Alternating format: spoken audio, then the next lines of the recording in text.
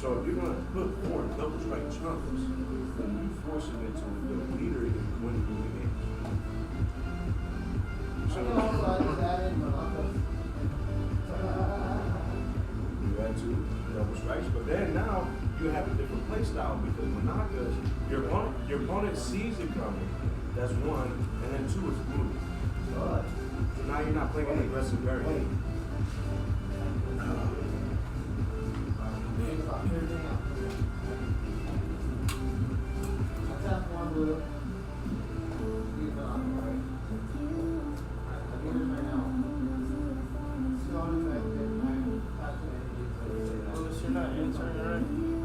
No. I got a lot of things to do. I wish I could. You're not going to see that when you double strike. One day I'll be able to use my deck One day. to play. I have trained hard.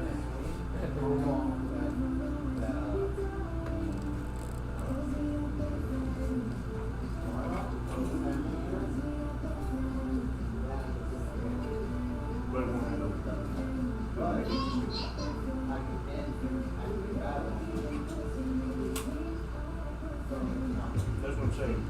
Now you're trying to do too much. Because whenever your leader card is skills are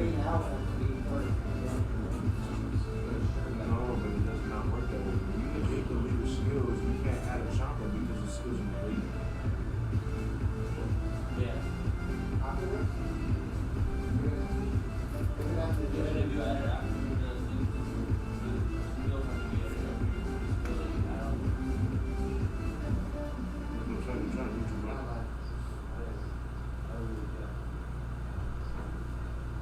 I don't know anything.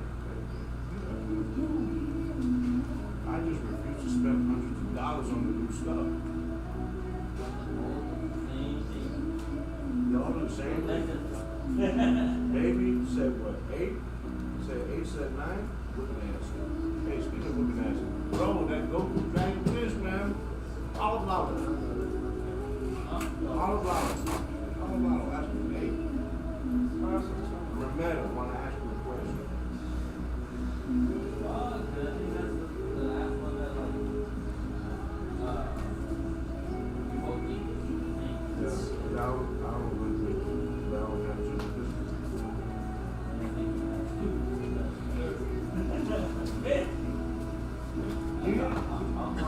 He need to stick with his product and his muscle.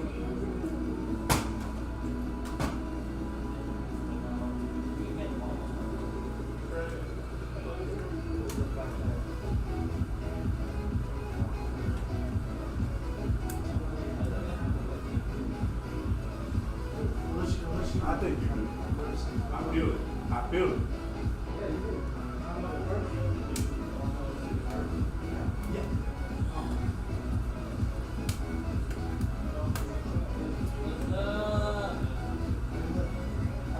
Hey, Eddie, that goo. What's happening, player? Where do you think I'm at? I'm at the card shop, bro. Spectral. I'm at Spectral, bro.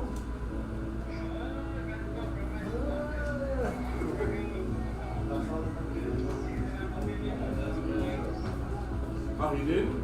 Oh, so you're already here, bro. Dang. Well, you know, now that you brought up, well, Monday's the Digimon, but now that you brought up cards, I got a question for you, man. So I saw in Raul's binder a nice, beautiful Son Goku Dragon Fist. And I asked Raul if I can trade or purchase it, and he said Eddie the Goo already called dibs. So I decided, do I have the money on deck? I mean, I can always get the money on deck. But that's why I'm calling you. If you really want it, I'm not gonna fight you on it.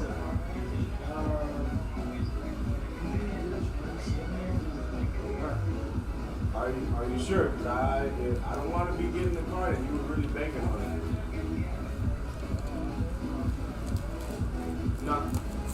No, I just need to go.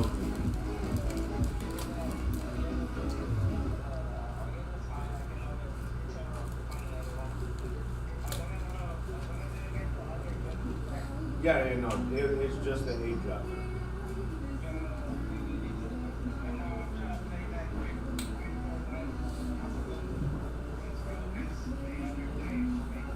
Oh, okay, I got you. Well, okay, all right. I'm gonna.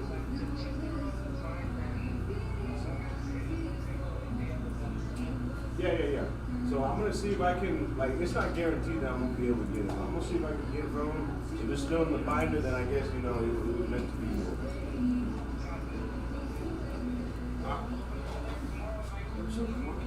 Yeah, I'll be there. I'll be there tomorrow. Okay, have a blessed one. Chris. Yeah. Sign me up for the attorney. So this letter I'm gonna try to get. Don't sign him up, he's banned from the store. Already? Already? He's not like already. That was fast. That was quick. I didn't do shit this time. Yes, you did. You wanna know what you did? You put the cooler back in my hand.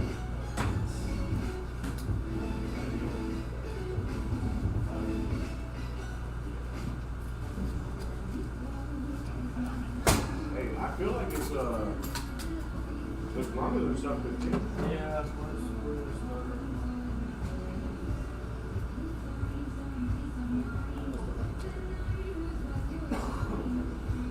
I already have that box problem. I don't like it either. But I do the dice roll. I'm not gonna tap one. I'm just gonna have plus one. Look at that.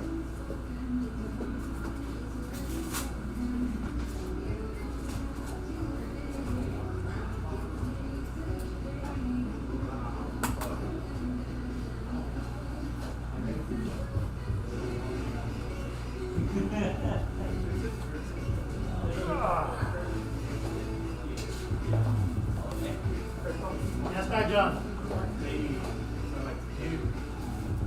John Wright.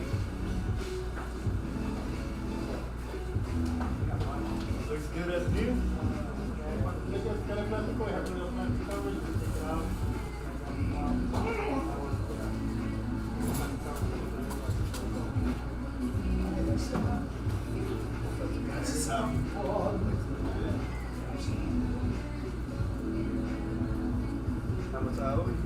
I think que faltaba en cuanto a la This cuestión. comes from the baby, huh?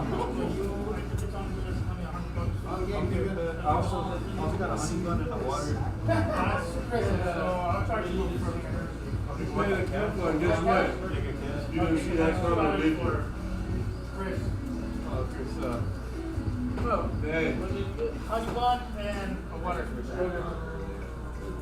I'm only in charge of the repairs. Yep, that's the thing. I got you.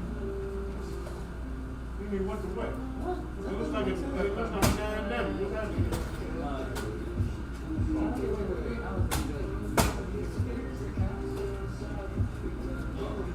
Appreciate you. I only get one click on it.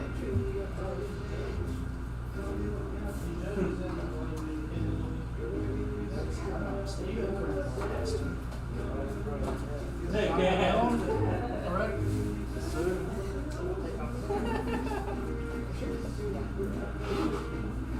This thing is still in You got there. Google and Google and Oh my goodness. you have it. I'm stuck.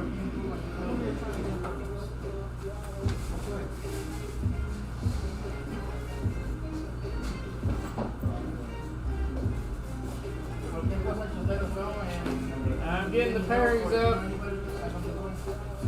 We have enough to make some? Yeah, we got 6.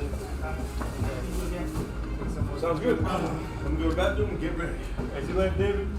All right, catch you later, boss. Have a blessed one. Hey, you too.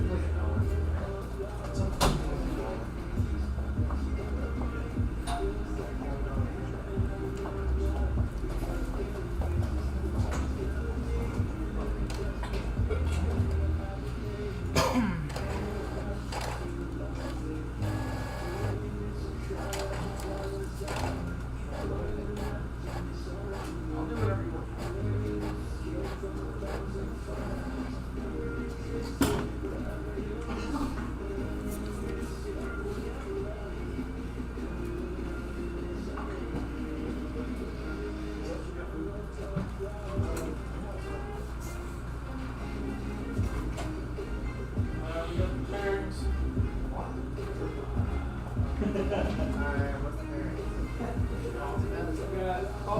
Who's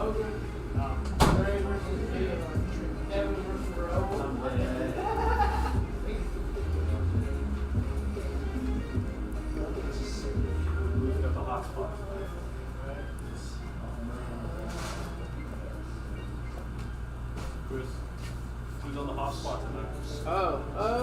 Yeah, let's see. Let's put Olga. Not us. Not right now. 6. Yeah, over. Oh, shit. Not us right now.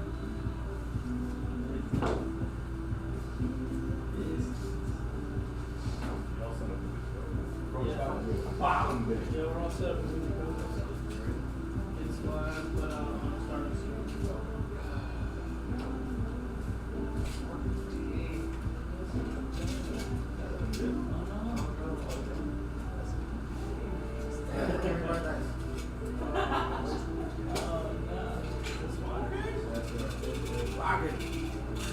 Alright, thank you for the good cards of the dice.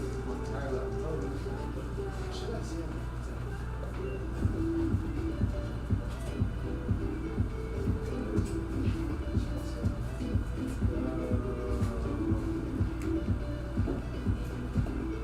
That's not an accomplishment.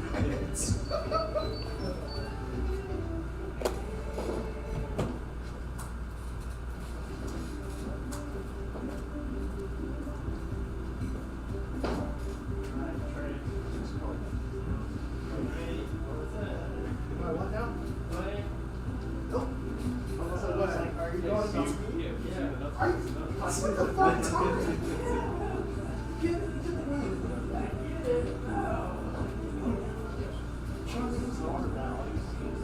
Alright, so what are the names? Olga and Paul.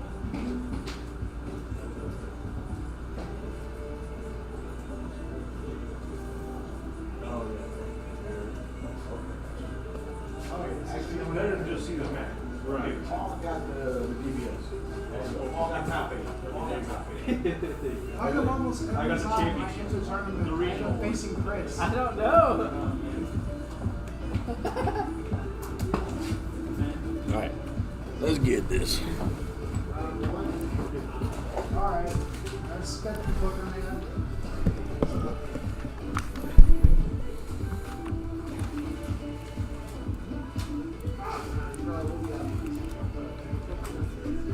It's like almost every time against Paul, I go against Chris.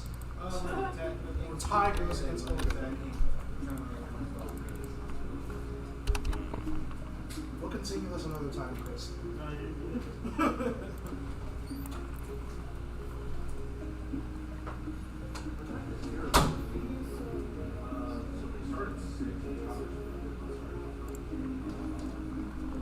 Yo, what's happening, guys? This is PR Sign, and I'm coming to you commentating from DAS. This is Digimon at Spectral, and hopefully you guys are having a wonderful Monday, wonderful start of the week right here. And we got actually a total of 6 players here for Digimon, so might not last as long as usual, but hey, we still got the same old crew. We got the same couple of guys that came in here, and hopefully I actually got them on here correctly. But we have, for the first round here on Digimon, we have Paul and we have Olga. I like calling him OG. OG right there. They're going to go ahead and roll to see who goes first. And I think they're going to go ahead and get ready. So let's head to the mats.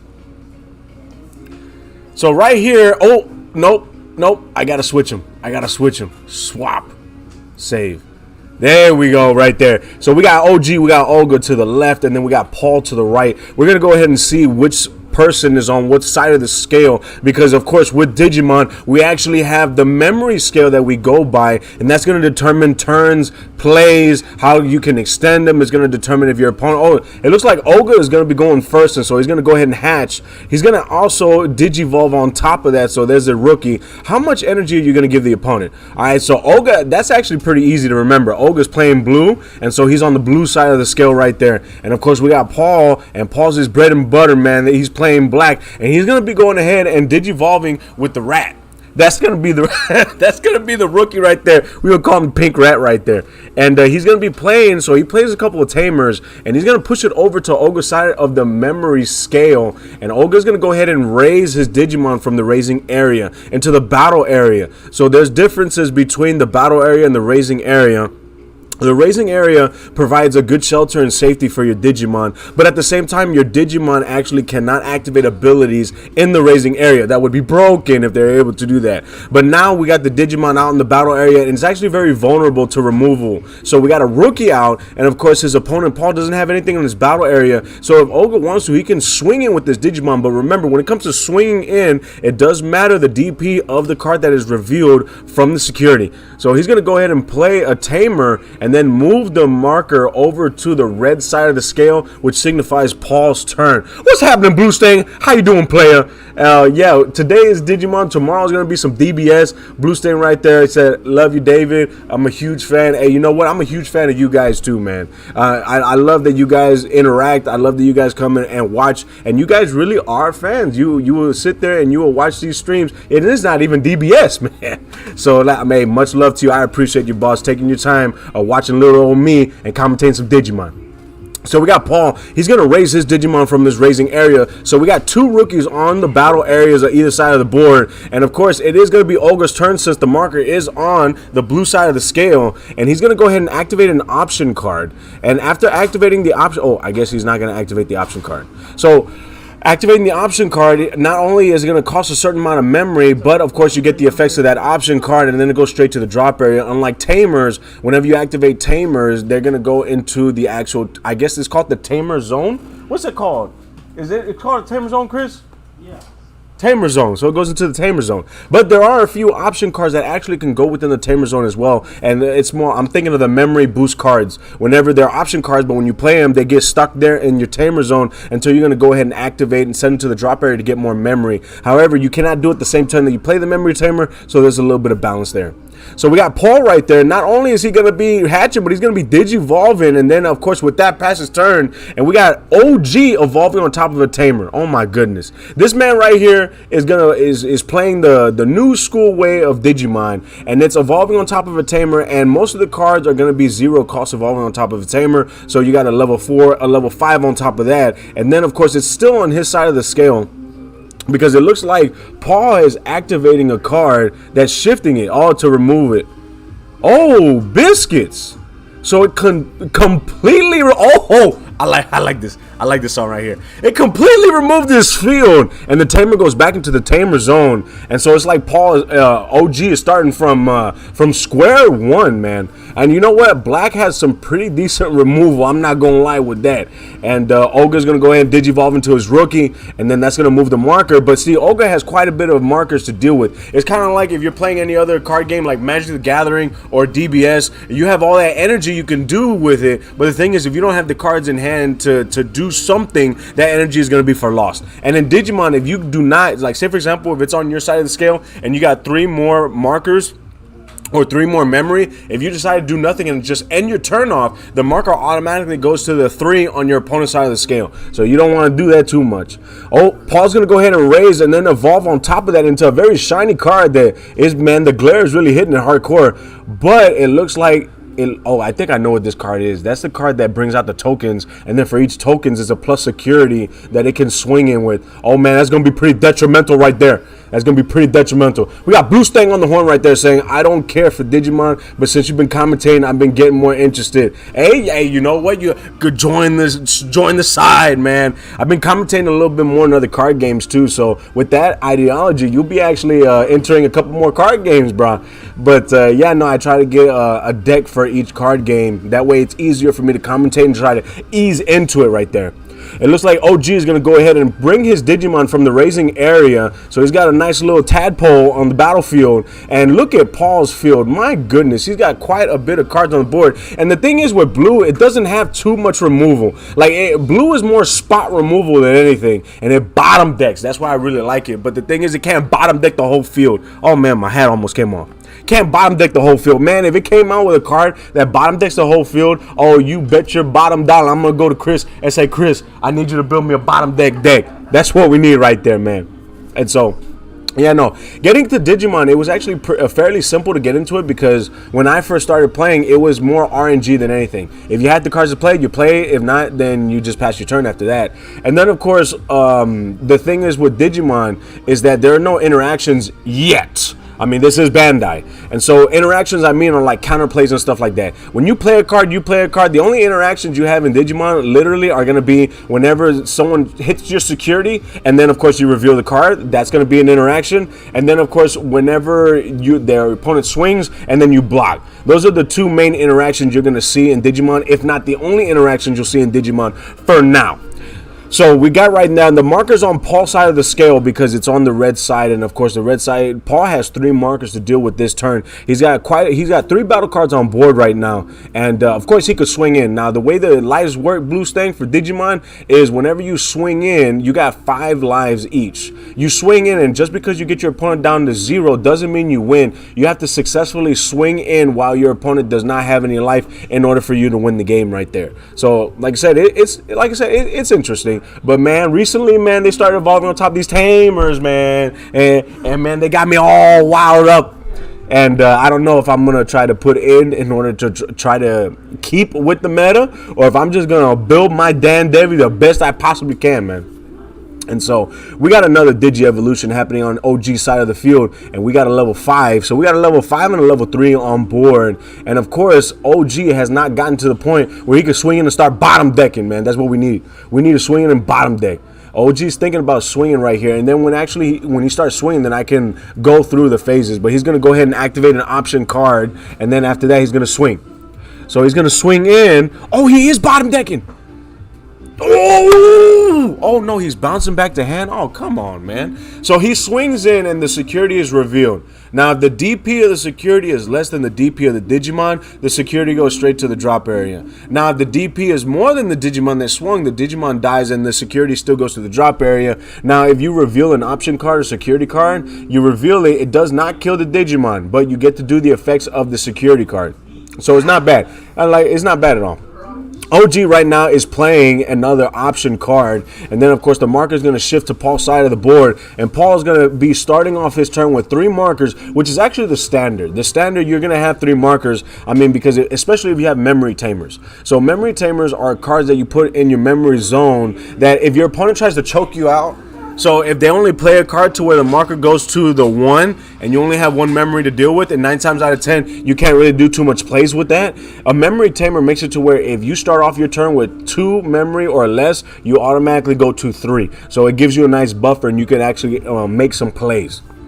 And so Paul's going to fill his battle area again, and now we got OG bringing in a Digimon from his raising area. Now, with Digimon 2, when you start running out of the eggs in your raising area, it gets a little grindy.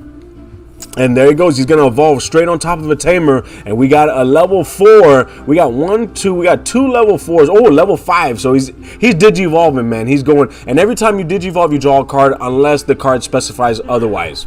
We got Blue Stain there. Are there cards that have skills like double, triple, etc.? Yes, there are. So in this game, it's not called strikes. It's called security checks. So when you swing in, naturally, everybody swings in for 1 security. Now, if your Digimon specifies that it swings in for +2 security, that's going to be your double strike. And then, of course, you can always give your Digimon double strike or triple strike and so on and so forth. So, yeah, no, they do have that too. Oh, Bandai's not going to forget about swinging in for multiple life.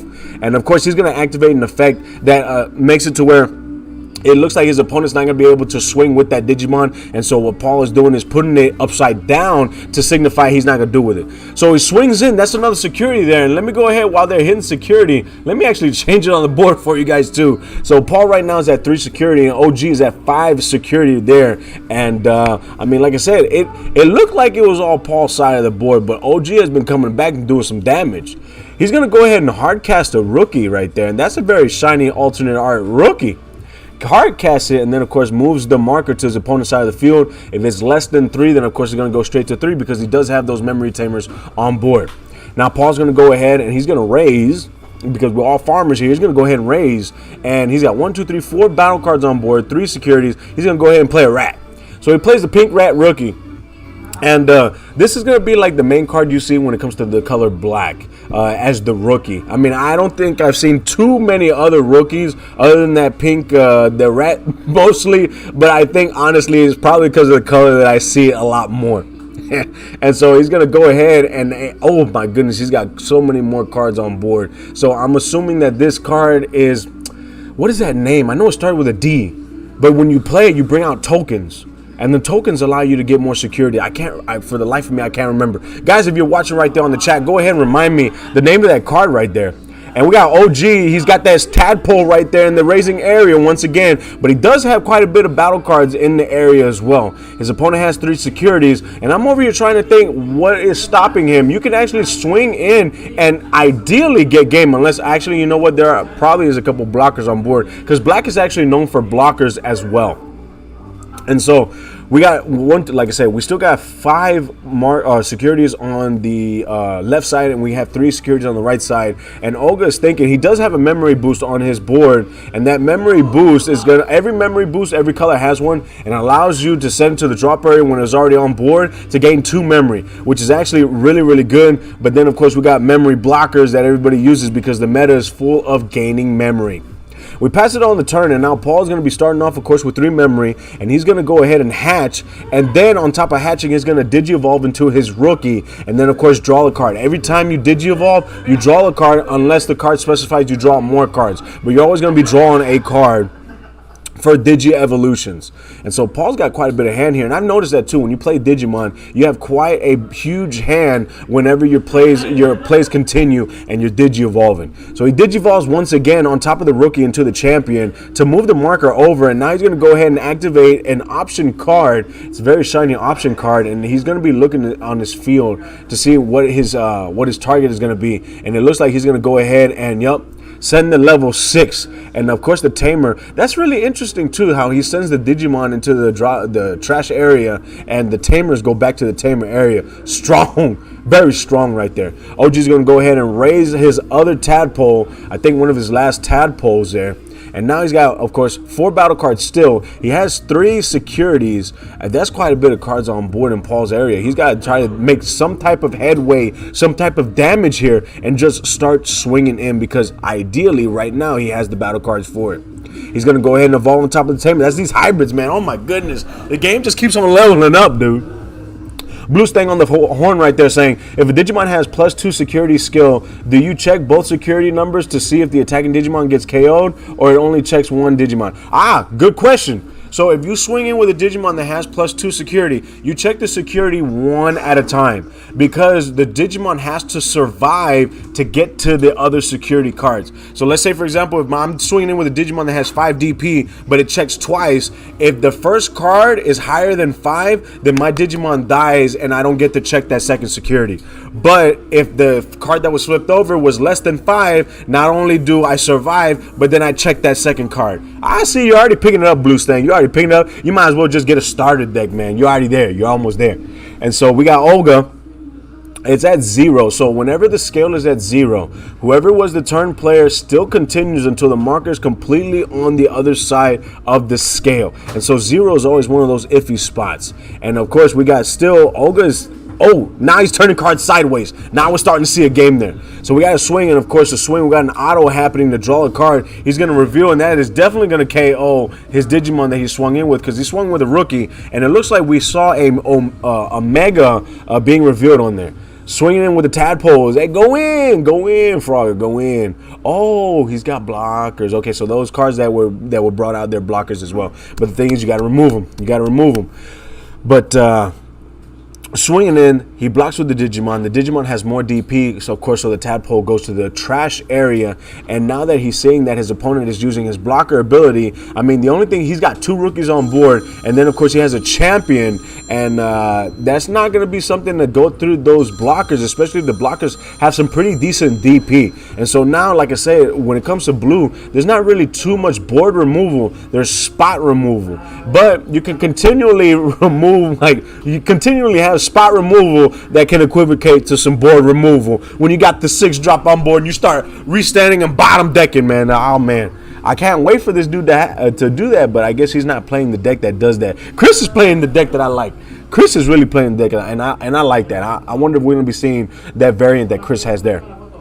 OG right now, he's has 2 memory left in his turn, and he's looking at that huge hand. He's got the Prisoner of Azkaban in his hand right there, and he's looking to see what he can do. Of course, you can Digivolve into the Digimon that you already have, or you can start playing your option cards or your Tamer cards as well. And it looks like he opts to go ahead and play a Rookie, and then of course the Rookie is only going to bring it to 1, and then of course the Memory Tamer is going to shift it over to 3. And now it's Paul's turn, and Paul's going to go ahead and see what he's going to do. I don't know if he's going to raise or not, because the thing is, you don't have to raise if you don't want to, but it looks like he's going to go ahead and raise. But the thing is, if you don't raise, you can't hatch any more Digitama. And so that's do you want to continue your game? You want to raise it so you can hatch and continue to EX evolve and try to draw more cards. But like I said, or you want to leave it in the raising area and you're not Digivolving too much. It's a lot of strategy in this particular case. Because the thing is, if you're facing an opponent that actually can remove your board, you might not want to keep on spitting out your Digimon from the raising area too much, because they're just going to get removed. So Paul is going to go ahead and Digivolve, and it's going to bring out more. Oh my goodness, it brings out more than blockers, man. Woo-hoo! Oh, I think this is that deck that he was playing with his swings in, and for every token on board, there's that much security. And I think that's what he's doing. He's going for the tall swing right there. He's swinging in tall, and he's swinging in hard. And of course, it's going to pass his turn, and we got OG right now. OG is going to go ahead, and it looked like he Digivolved on top of a Tamer. So he's got, like I said, he's got quite a bit of cards on board. Oh, what? That does not remove the whole board. Never mind, I spoke too soon, man. They do got board removal.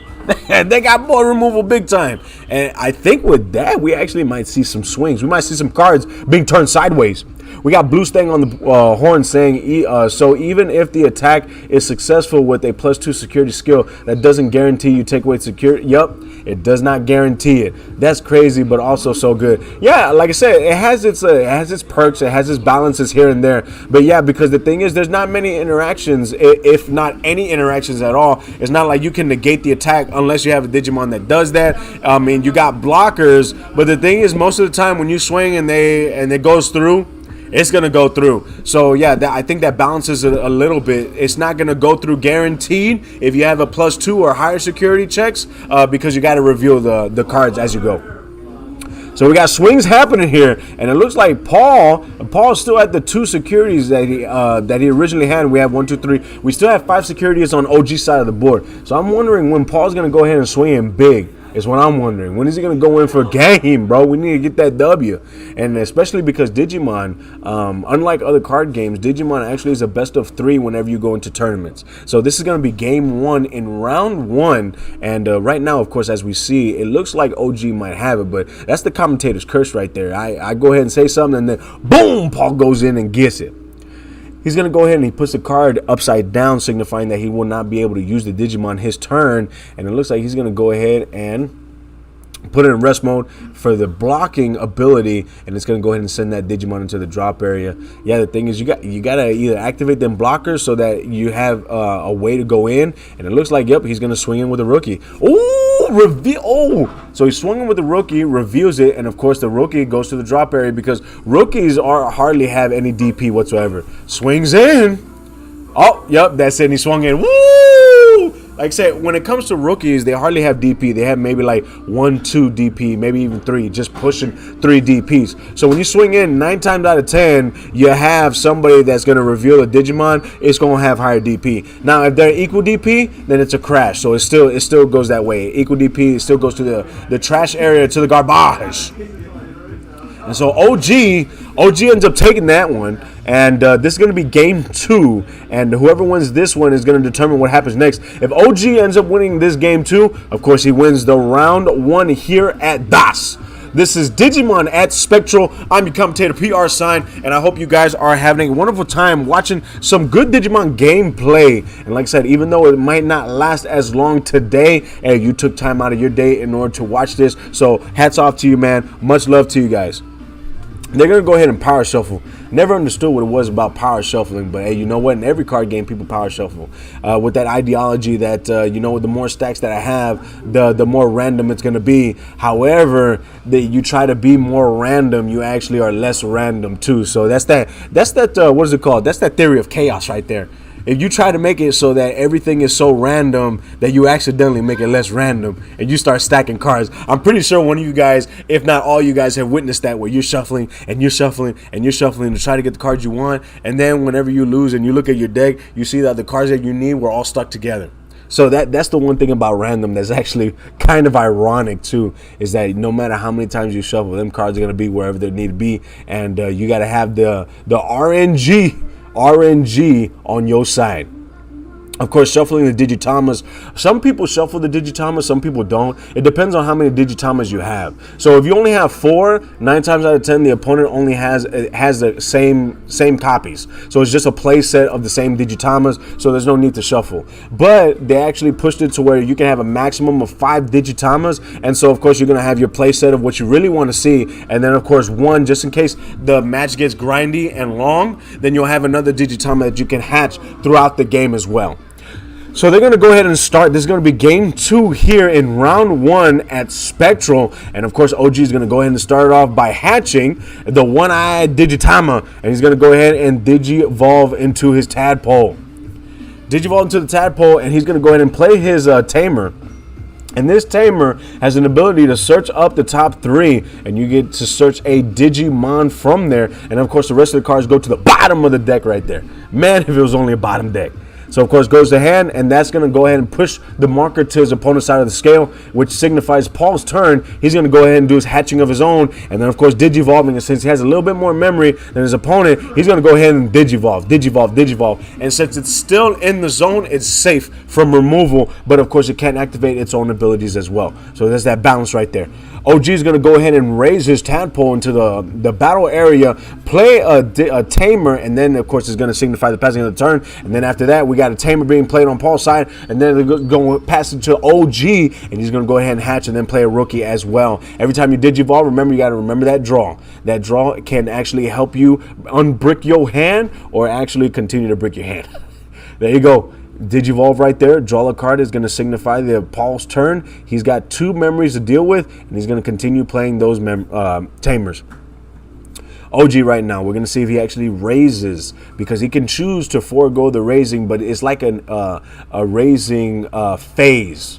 If you choose to not raise the Digimon, you cannot raise for the duration of that turn. You have to wait until the following turn in order to raise or to hatch, if you forget. Now, another rule, too, that I don't know if you guys are aware of, you cannot raise a Digitama by itself. You can only raise a level 3 rookie. That's the thing. Well, level 3 and higher. If you could only raise a level 3, then we'd all be stuck.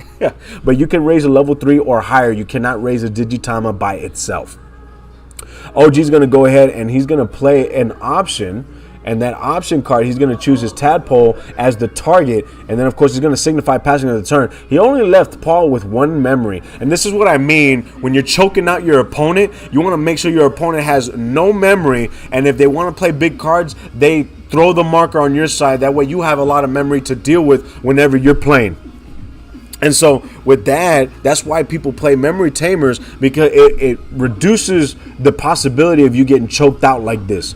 And so Paul's going to go ahead and raise his Digimon from the raising area. And of course, he's going to play a battle card on board, and it's going to be a searcher. And not only is he going to push the marker to his opponent's side of the field, but we're going to see what he gets to search. And I think he whiffed. Oh no, he got a search.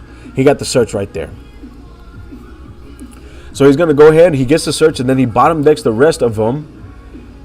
And it's going to go ahead and signify the passing. It looks like we got OG that's going to start off with 5 markers on his side of the field. He's going to go ahead and raise his Digimon, and on top of raising the... Oh, no, he's going to keep it in the raising area. So like I said, it's strategic. Sometimes you can keep it in the raising area. Sometimes you can raise it. Depends on what your opponent is trying to do, and depends on what you're trying to do as well. So he's going to go ahead and actually Digivolve. So when he Digivolves, this Digimon has an ability that actually de-Digi-Evolution one of your opponent's Digimons. And so that's why the bottom right there fell off of one of the Digimons and went to the drop area. And that's one less inherent effect that the opponent actually has to play with. And so now OG is thinking of what to do here, and he's going to go ahead and start swinging. So he swings in with the rookie, and this rookie actually has 3 DP. So we're going to reveal, and of course the rookie is going to get sent to the trash area because the Digimon that was revealed had 7 DP. We got an ability that got rid of every single one of his Digi-Evolutions. Oh, biscuits. My goodness. He's going to go ahead and, Oh, Digi-Evolve. So we go ahead and Digi-Evolve. Now when it, yep, Digi-Evolve. So we got a Digi-Evolve, we got a draw, and I think this is actually going to be the bottom deck card, if I'm not mistaken. I think it's going to be the bottom deck. So he's going to go ahead, and it looks like he's going to choose swing in. Wow, and on swinging in, of course, it looks like he removes one of his own Digi-Evolutions. He bounces it back to hand in order to get rid of 2 of Paul's Digimon on board. And of course, this is on swing here, and it looks like, I don't think there's going to be any reactions here. And so we might actually see 1 check or 2 checks. Oh no, we don't see any checks at all. So of course, it looks like he put the Digimon in rest mode in order to activate the ability, gets rid of the 2 battle cards, and then we're going to go ahead and play. He played a rookie and then passed the turn. Paul's going to go ahead and hatch. He plays a rookie of his own, and of course he's looking to see what he does. He has 5 markers to deal with this go round. Now he has 3 more markers with each Digi-Evolution. Of course, you have a hard cast and you have a Digi-Evolution cast, and so we're gonna see. Oh, he actually is gonna go ahead and play an option card, and this option card is one of the removals that Black has, and it's gonna remove every single card that this man had built. Oh, he built the city. And it's very disappointing. But you know what? That's the reason why OG said, you know what? I'm not going to raise that Digimon that's in the raising area there because we're going to need it. And it looks like he's going to keep that Digimon in the raising area. He's going to go ahead and actually play a Tamer. And I think he might hard cast another rookie, or he might actually, oh, no, he's going to Digivolve on top of the Tamer. Yep, there you go right there. Digivolves on top of the Tamer, and he's going to go ahead and move the marker to his opponent's side of the field. His opponent's going to go ahead and actually hard cast to try to get a search off. So most of the searches that I've noticed in Digimon is going to be a hard cast. So you're going to be paying full cost for these cards because it's an on-play effect. It's not like you can Digi-Evolve into it. Excuse me. Whenever the Digimon says when Digivolving, then whenever you Digi-Evolve, then you get that effect. But if they say on-play effects, you have to hard cast these cards in order to get the effects. Yo, we got Don Carlito. Hey, I appreciate you, boss, for following here on DAS. This is Digimon at Spectral. I'm your commentator, PR Sign. Much love to you, boss. Much love to you. And we got Paul that's going to go ahead and Digivolve. And not also on the rookie, he Digivolves on the rookie after his search. And we're going to see what Paul ends up doing. And Paul can't do too much because the marker's no longer on his side of the scale. And now it's OG. And I think OG still is keeping that Digimon in the drop, or not in the drop area, in the raising area, because I think he's looking for his Mega. If he looks for his Mega and tries to win the game that way, I think that is what he's doing. That, like I said, that strategy, because he knows Black has removal. So he's going to go ahead and he plays his option card. That's that 1-drop option card. That's the one where I think his opponents, if he were to swing, they lose 2 memory. If I'm not mistaken, I know it's a 1-drop. But I don't know if the Digimon ban list has hit yet, because I know Bandai hit that card to 1. He's going to go ahead and check. Oh, and it goes to the trash. So swings in, he checks, and like I said, if you're swinging in with a whole bunch of cards that have low DP, your Digimon are going to be removed from the board. So that's that balance that we were discussing there too. So OG right now, of course, moves it to his opponent's side of the board. His opponent has 4 markers to deal with, 4 memory, and he does have a battle card that he can't do anything with. That's why it's put. That's why it's upside down. So blue has a lot of it has bottom decking, it has bouncing, and of course it has Digi-Evolution. And then on top of that, it has your, you can't use any of your Digimon's ability, and I believe also it's swinging as well. So he's gonna go ahead and hard cast the rat. And then on top of hard casting the rat, he's going to go ahead and Digivolve on top of that, and that's going to signify the passing of his turn. OG is going to go ahead and draw a card, and on drawing a card there, we got the he's hatchet. He hatches. So he brings the Digimon from the raising area. Now this is the Digimon that he's been holding most of the game, and now he's swinging it bottom deck. Ooh, I like it. Okay, it's not a bottom deck, it's a Digi-Evolution. I got two surprise, man, but that is 2 securities that he checked. 2 securities, so it's gonna. Ooh, man. Now, blue is also known for restanding as well. Blue has quite a bit of abilities. Now that I'm actually speaking the abilities out there, man, I'm telling you. So swings in, not only does he Digivolves, but it was plus 2 security checks. And of course, he reveals 1 at a time, and of course they go to the trash, both of them. Now it's still OG's turn because the marker's still on his side. He's going to go ahead and hard cast a rookie, and hard casting a rookie, he's going to go ahead and Digi-Evolve a champion, and he's going to pass turn. We got Paul is going to go ahead and raise the Digimon, and then of course Digivolve on top of it, and we gotta get some swings happening, man. I know this deck swings tall, but it swings tall and it has a lot of blockers. But I mean, I see a real big weakness in that. If your opponent can aggro, I don't think Black has too many options. Of course, you would have to, fingers crossed, that those option cards that you have, those tamers that you have, are in security and reveal, and actually can speed up your plays as well. So there he goes. He's going to Digi-Evolve on top, and then it's going to bring out more battle cards. And of course, these battle cards do have the keyword skill blocker. So I don't need point. Oh, he's going to swing in. Yeah, board removal right there. So he swings in at the Digimon that was suspended. And it's not rest mode in this game. It's suspended. So the same thing with DBS. You have the same thing. You see the same thing in Digimon. Of course, you can swing in at your opponent's security all day long. But the only way you can swing in at your opponent's Digimon is one of two things. Either one, your opponent's Digimon is suspended, or two, you have an ability that says you can swing at an unsuspended Digimon. So those are the two known ways that I know that you can swing at one of your opponent's Digimons. And of course, it's still Paul's turn because he's got one more marker to deal with it. We swinging. We swung. Oh, wow. So he swung in. It doesn't kill the Digimon that swung. But of course, we swung. We revealed a tamer. That tamer's going to go ahead and activate its security ability, plays it, and it de-Digivolves one of his opponent's Digimon. And that's not what you want to see, especially if you're playing Black, because Black relies on those inherent abilities. So whenever you see the card stagger like that, those are what's called inherent abilities that go to the Digimon on the very top. And so, yeah, whenever Blue has a really, really good ability there, because if your opponent has all these abilities because of the inherent effect and you keep on de-Digivolving, they lose those effects. And of course, your Digimon is not as strong as it used to be. So we got right there on, it looks like he's going to be on 3 memory. OG is going to see if he can close out the game. Remember, even though he does have 1 security, he has to swing twice in order to get the game. So he's going to go ahead and Digivolve into a tamer. And you know, the amazing thing about Digivolving onto a tamer is that your Digimon doesn't have to have rush. The tamer was already on board. So when you Digivolve on top of it, you can swing into, man, that's broken, dude. That's broken, man. I'm telling you. And so we got, like I said, it's OG's turn still. He's got 1 memory. And I'm telling you, all you got to do is swing, player. All you got to do is swing, man. We got right here, we got Mio. I bet you David likes Ultra Instinct Saiyan Son Goku from DBS TCG.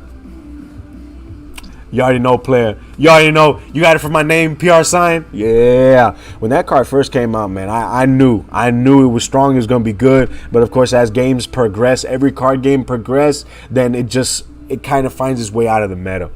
And so he's going to go ahead and block. So on swing, he's going to block. And, of course, the 2 DPs clash, and it actually destroys his Digimon. So we got Digimon battles happening here. Come on, Digimon. Let's get it. OG is thinking on what to do. He's going to go ahead and Digivolve. Oh, it puts him to 0. So it's still OG's turn right here. And he could try to swing in or try to bottom deck or try to Digivolve. Let's see what he does.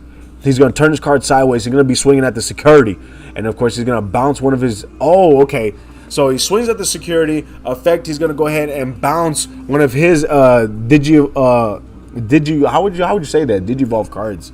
Bounce it back to hand, and it's going to restand. So he reveals the security, restands it. He's at 0. In order for OG to clinch the game, he has to swing in, and the swing has to be clean. The way I say clean is no blockers. It has to literally swing, no response. Boom, the game is won right then and there. We got a tamer being played, and of course he's going to signify passing of the turn. We got Blue staying on the horn saying hashtag best commentator. I appreciate you, boss. I really do appreciate it, man. Much love to you, man. If we can get that hashtag going, boom, for the DBS community. See if I can actually commentate some nationals, man. That would be hype. We got Paul's going to go ahead and hatch, and then he's going to Digi-Evolve onto his rookie, and then that's going to afford. He's got 5 memory this turn. 5 memory. He's got to essentially swing in 5 times in order to take this W. And man, it could be the commentator's curse or not, but he's got a book in his hand, man. That's even more than the Prisoner of Azkaban. That is the Goblet of Fire, dude.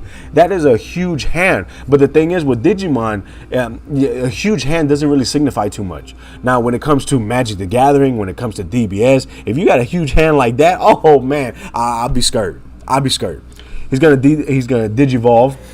And on the Digivolve, it affords him another card. So every time you Digivolve, you draw. So you're searching. You're constantly searching for the cards that you need to. Whether it's searching through the deck because you hard cast and you on play is searching, or whether it's Digivolving and then it has the ability to search, or when you're just Digivolving and drawing. And so he Digivolves again. A nice little stamp card, and of course the stamp card is going to bring out more blockers, swarm of blockers, and that's going to signify passing on the turn. Man, Paul knows how to bring out the blockers. Swing, player, swing. I think he might swing next turn though. That's a lot of blockers they brought on board. OG is going to go ahead and raise his Digimon from the raising area. He's got to buff him up, man. Go ahead. Give the Digimon some experience so it can get bigger and stronger and take out the security. Well, actually, take out the security. There are no more securities left. This man, all he needs to do is swing in. It's got to be clean. It's got to go in. It has got to go in, player. We got IMEO saying David. Oh, Omelet. Is that his last name? I didn't know his last name was Omelet or whatnot. But yeah, guys, you know me. I know all the people that actually commentate for DBS and whatnot, man. Hey, hats off to them. I don't know how they. Hey, yo, Frank Olon, I appreciate you, boss, for following here on DAS. This is Digimon at Spectral. Much love to you, boss. I appreciate it. But yeah, no, I don't know how they got on Bandai's the radar. I would love to know how they did that because I would definitely like to commentate as well. But we'll see, man. If it's there for me, if it's mine, it's mine. If it's not, hey, you know what? I'm good with commentating here at Spectral.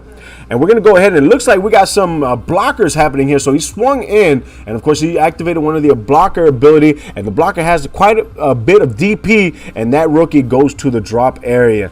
This is actually not looking so good for OG right now because it looks like he only has 2 Digitamas left in his raising area. He does have 4 securities, but the thing is, it's going to be pretty difficult. Oh, actually, not for hybrid. It's not difficult for hybrid right there. He's going to go ahead and Digivolve on top of a Tamer. That's going to go ahead and Digivolve for 2 memory is what it looks like. And then, of course, we got more swings that he can do, but at the same time, you have all those blockers on board. It's going to make it very, very difficult. OG's got to draw his board removal is what he needs to do right there. He's got to draw all that board removal. Hey, yo, what's happening, bottom deck? What's happening, player? The love is there, man. I miss you too, boss. I miss you too, man. We got to talk some strategy, some gameplays, man, because I actually tweaked up my baby a little bit more, and it's getting some games. All right, so he's gonna go ahead and Digivolve onto his Mega. Let's see what it does.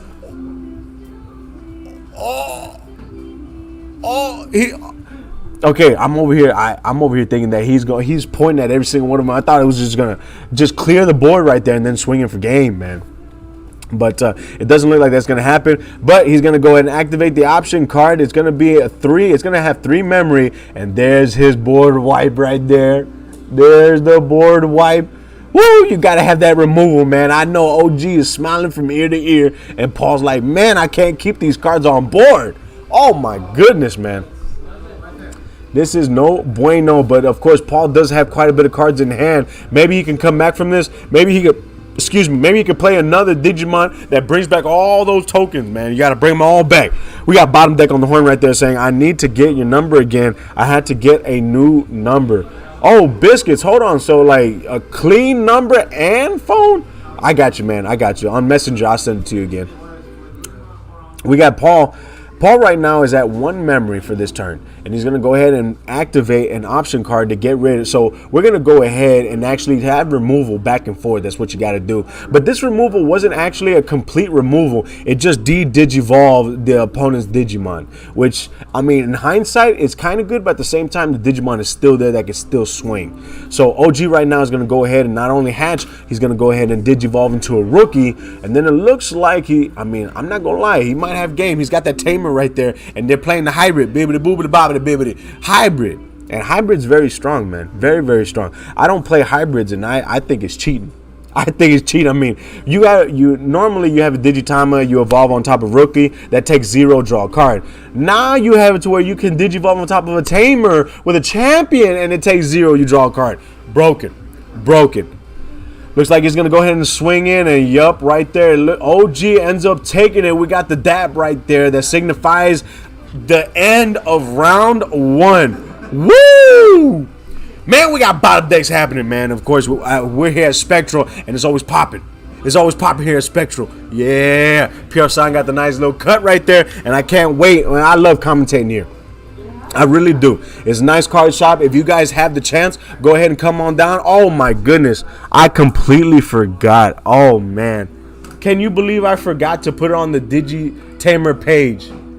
I always, every time I'm gonna commentate, I always put it on the page. I completely forgot. I'm so sorry, guys. My bad on that one. We had a brain fart earlier today. But normally on the days that I commentate, I actually go ahead and put a post whatever I'm commentating that day. I'll go to that page on Facebook and I'll put a post on there, and I'll let you guys know that PR Sign is gonna be commentating. So of course today was Digimon. So of course normally I would go on the Digimon Tamer Houston page, I would post it, and I'd actually give you the link, and I'd give you the address, and I'd give you the time as well. And so when it comes to playing, I post the address because it says this is a fairly new card shop.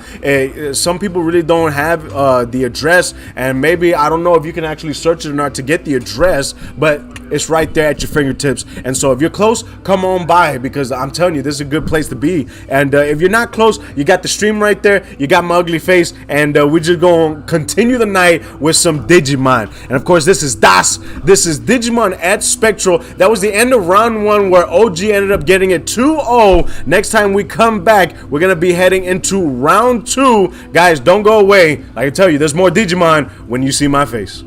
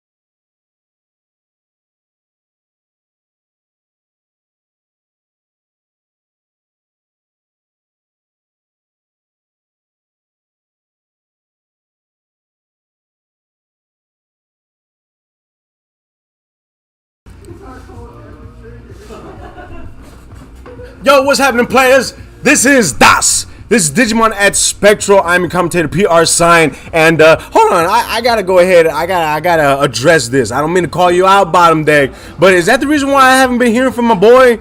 Oh man, hey, you know what? Like I said, much love to you, but let me tell you right now, dude. After I met you, after we hung out and had, like I said, we partied that night. I'm telling you, you bring a lot to the table. Okay, there's gonna be someone in the future. There's gonna be someone that is gonna come into your life that's gonna bring to the table what you can and then some. So don't let it get you down too much. I know the initial pain, the initial thing, it's gonna hurt a tad. It's gonna hurt a bit, especially. I mean, honestly, the pain is kind of congruent with how long you've been with that person. So if you've been with that person for 10 years, that's gonna hurt. That's gonna hurt a lot. You've been with that person for a couple months, it's gonna sting a little bit because it's just like, man, you know, I spent some time with you, but not too much. But hey, man, you keep your head up. You keep your head up. You're a good guy, Bottom Deck. You are a good guy, and you keep on rolling. I know I'm supposed to be commentating Digimon, but you know what? I can commentate on life too. I can do it all, man. I do it all. I know when I used to teach, I used to do that for my students as well. So,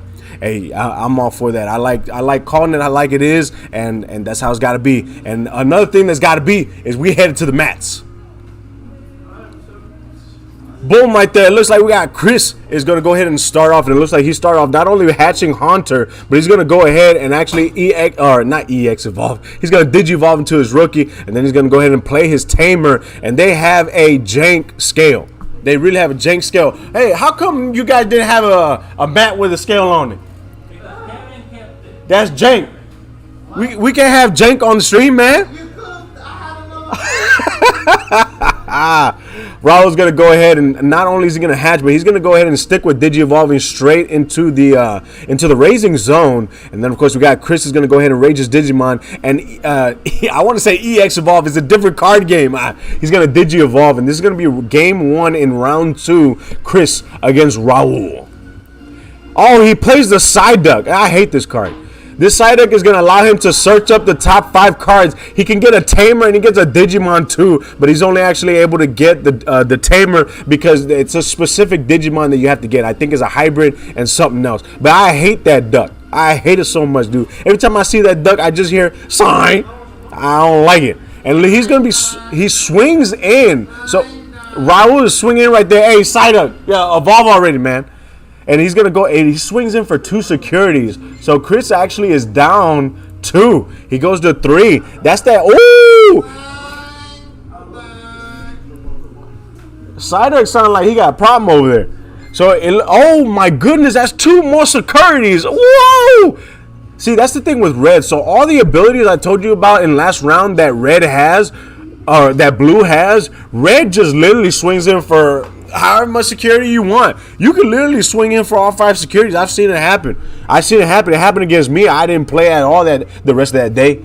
I mean, there was nothing I could do to stop it. And then red also does have piercing too. So if you swing at it, okay, so he's gonna go ahead and he swings at it, and it's supposed to have retaliation. And it looks like in order to save the Digimon, he pitched one of the D-Digi evolutions in order to save it there. And this is quite a pickle that they find themselves in, man. And it looks like I'm gonna have to go back. Oh snap. Oh biscuits. The music stopped. I don't like that. He plays another side duck. Oh my gosh, dude. Like, stop playing that card, bro. He's going to go ahead and, yup, he gets a Digimon and he gets a Tamer. And, of course, there's another effect that this side duck little has, this Bukumon, that whenever you, I believe is when you Digi-evolve on a Tamer, you get memory as well. So, like I said, it's stupid good, and I hate when it's played against me. Hate it, man. He plays a Tamer, and it looks like he's going to be on 0. He hasn't quite yet passed it to his opponent's side of the field. And he's going to go ahead and Digi-evolve on Tamer.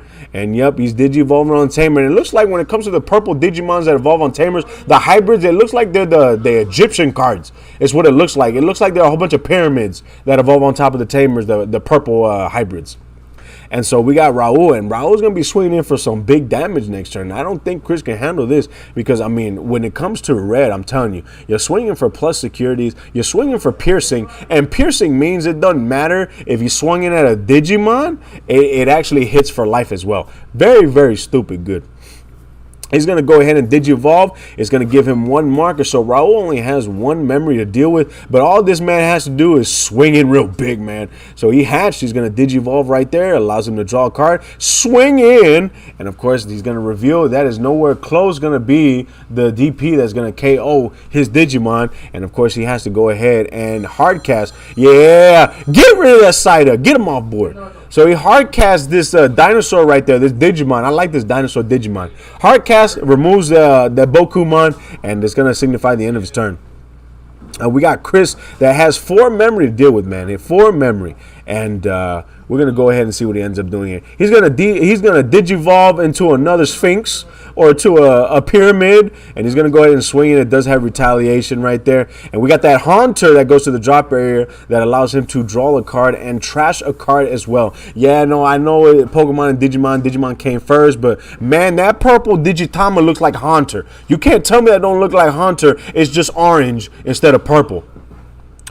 So it looks like Raul, he swings in at Raul's security, and it's going to reveal, and his Digimon actually survives. Goes to the drop area. Raul right now has 4 securities. Chris is going to play the Memory Tamer Matt, and Matt is going to go, oh, I guess he's not going to play the Matt. Oh, biscuits. He's going to go ahead. Oh, is that Lucimon? I hate that card. It's supposed to be a rookie. This card's supposed to be a rookie, okay? And then whenever you play it, you actually take the top card and you actually recover it. So it's so redonkulous, man. And then on top of that, it has like 10 DP. It's a rookie that has 10 DP. And you can play him out for 5 if you have like 10 cards in your trash or not. Yeah, there you go. Get Psyduck off the board. Get Psyduck off the board, man. That card need to go. And so it looks like, I think his name is Agumon, but the tiny T-Rex is trying to put in some damage. And it looks like the T-Rex, how you going to kill the T-Rex like that? I don't appreciate that. But of course, the Digimon had no chance. As soon as Chris turned that card sideways, that card went to the trash so fast. And so Chris right now is thinking of what he can do. I mean, he has 0 life. All Raul has to do is turn that dinosaur sideways, and that's it. That's literally all he has to do, unless Chris can play a blocker here. But if he can't play a blocker, it looks like we're going into game 2. Oh, he's getting rid of it. He gets rid of the, oh, man. So it looks like Raul is going to go ahead and actually take another turn. Digivolve. All you got to do is Digivolve. That's all you can do this turn unless you can play a Digimon that has the keyword skill Rush. So Rush is a keyword skill that signifies whenever you play it, you could swing the turn that you play it. That's what it is. And so it's kind of like Digimon has the summoning sickness that Magic the Gathering has. And so that's the reason why you need keyword skills like Rush. And of course, in Magic the Gathering, the keyword skill is Haste. Ooh, I almost had a data dump right there. Oh, so he swings in. He swings in twice, and he hits Raul for some 2 securities. But it looks like he reveals. What he reveals? Oh, he reveals that card that's going to KO. I think that, is that Gaia Force? I think that's Gaia Force. Oh, no, Gaia Force has a cost of 8 right there. So it looks like it's another card that removes cards. We got right there. It looks like a Tamer is going to be played. And then on top, he plays yet another of those fairies, dude. I'm tired of those fairies, bro. Them fairies got to go. Every time he plays one of them fairies, he recovers a life, and it's so stupid good, man. He plays the fairy for 5 because he has 10 or more cards in his trash zone, and of course the fairy recovers one. So now Raul is still behind the power curve unless he can Digivolve into something that hits or actually can restand. Because the thing is, if you swing in and you can swing for 2 securities, but it's the last security that your opponent has, it doesn't win you the game. You have to swing in. It's a separate swing in order to get you that W. So Raul's going to go ahead and hardcast, and then that's going to signify Chris's turn. We got a raising happening right there. Raising, and yeah, he's going to start swinging with the fairies. I cannot believe this man over here is doing damage with fairies. He's going to reveal the security, and of course the fairies are going to be doing damage. This is actually a close matchup. He's going to be doing damage right here. This is a close matchup, and I don't know if he's going to be playing another fairy to recover another life, because that's the pattern he's been doing here, man. That's the pattern he's been doing. He's going to go ahead and activate an option card, and he's going to, oh, wow, that's that death card right there. KOs by bringing in that big monstrosity onto the field, man. Oh, I don't know the names, but I know exactly what that card does because Chris was over here making me suffer. Not only Digivolving on top of Tamers, but then playing option cards like that bringing out big monsters, and on top of that, playing the fairy. So he hardcast 2 of them. This man here. Are those blockers? I think they're blockers. This man hard cast. No! He reveals a Curry! Block! Block! Oh! Wait! Y'all play too fast! Y'all play too fast! Who got it? Ah, Chris got it. Ah, he got it because of the fairies, man. He got it because of the fairies. My goodness. My goodness. You know, on top of that, too, I don't have music. Where's my music at, man? Okay, there we go. We'll play some music. We got to have some music in the background for this. All right. Woo! Back in action. All right, let's go ahead and read what's on the horn right here. We got Bottom Deck saying, yeah, I have been kind of messed up in the head since it all went down. Basically trying to get my get the logics of me moving back home down. My name is Son David. Blue Stang saying me too, and then Blue Stang also saying, David, baptize my son so we can be compadres. Hey, compadres. Hey, you know, hey, that might that sounds real nice. It just rolls off the tongue right there. But hey, going back to what you said, Bottom Deck, like honestly, the only thing I can say, man, is things are going to happen in life. And the only thing that you can control are your actions. And you cannot control the actions of other people. You can control your own and only your own. And, of course, the way you control those actions is going to determine how much of a human being you are. Like some individuals, they can't come out of stuff like this, and it's very difficult for them to continue. And so, like I said, hats off to you, man, because it took you a while. You came back, and you know what? Unfortunately, life keeps on spinning, and that's one of those things that, you know, for me personally, like I said, it's one of those things where people are like, oh, don't tell him that, don't tell him that. But honestly, you know, as a friend, man, I'd rather tell you the truth and try to help you get through it in any possible way I can. Maybe answering questions, maybe even telling you my life story, because I mean, we all have a story, whether it's whether my life story was worse off or a little less worse off. You know, we all have stories, and we can all, you know, get experiences from each other. But with that being said, I'm gonna go ahead and go to the Mats because they already started. They already started right there, and let me go ahead and actually switch up their life. And so we're going to go ahead and restock their life right there. And it looks like Raul already has Digimon, Digivolving hardcore. And it looks like, okay, so Chris went first. He had his Haunter, but did not have a rookie. Ha!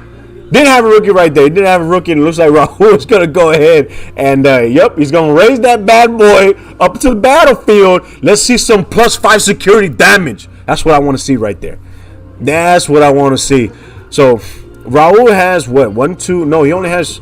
It looks like he has 3 memories to deal with this turn. So he can play his own memory tamer this turn to try to make it to where he has good memory. Because when it comes to red, you need to have memory. You need to have the memory to Digivolve so that you can go ahead and swing in with a lot of pluses. And apparently the memory tamer for red also adds plus security checks as well. So it's very good in that sense. This is nice too. This tamer, you play the tamer, you play a card from your hand. Oh, for free. I like it.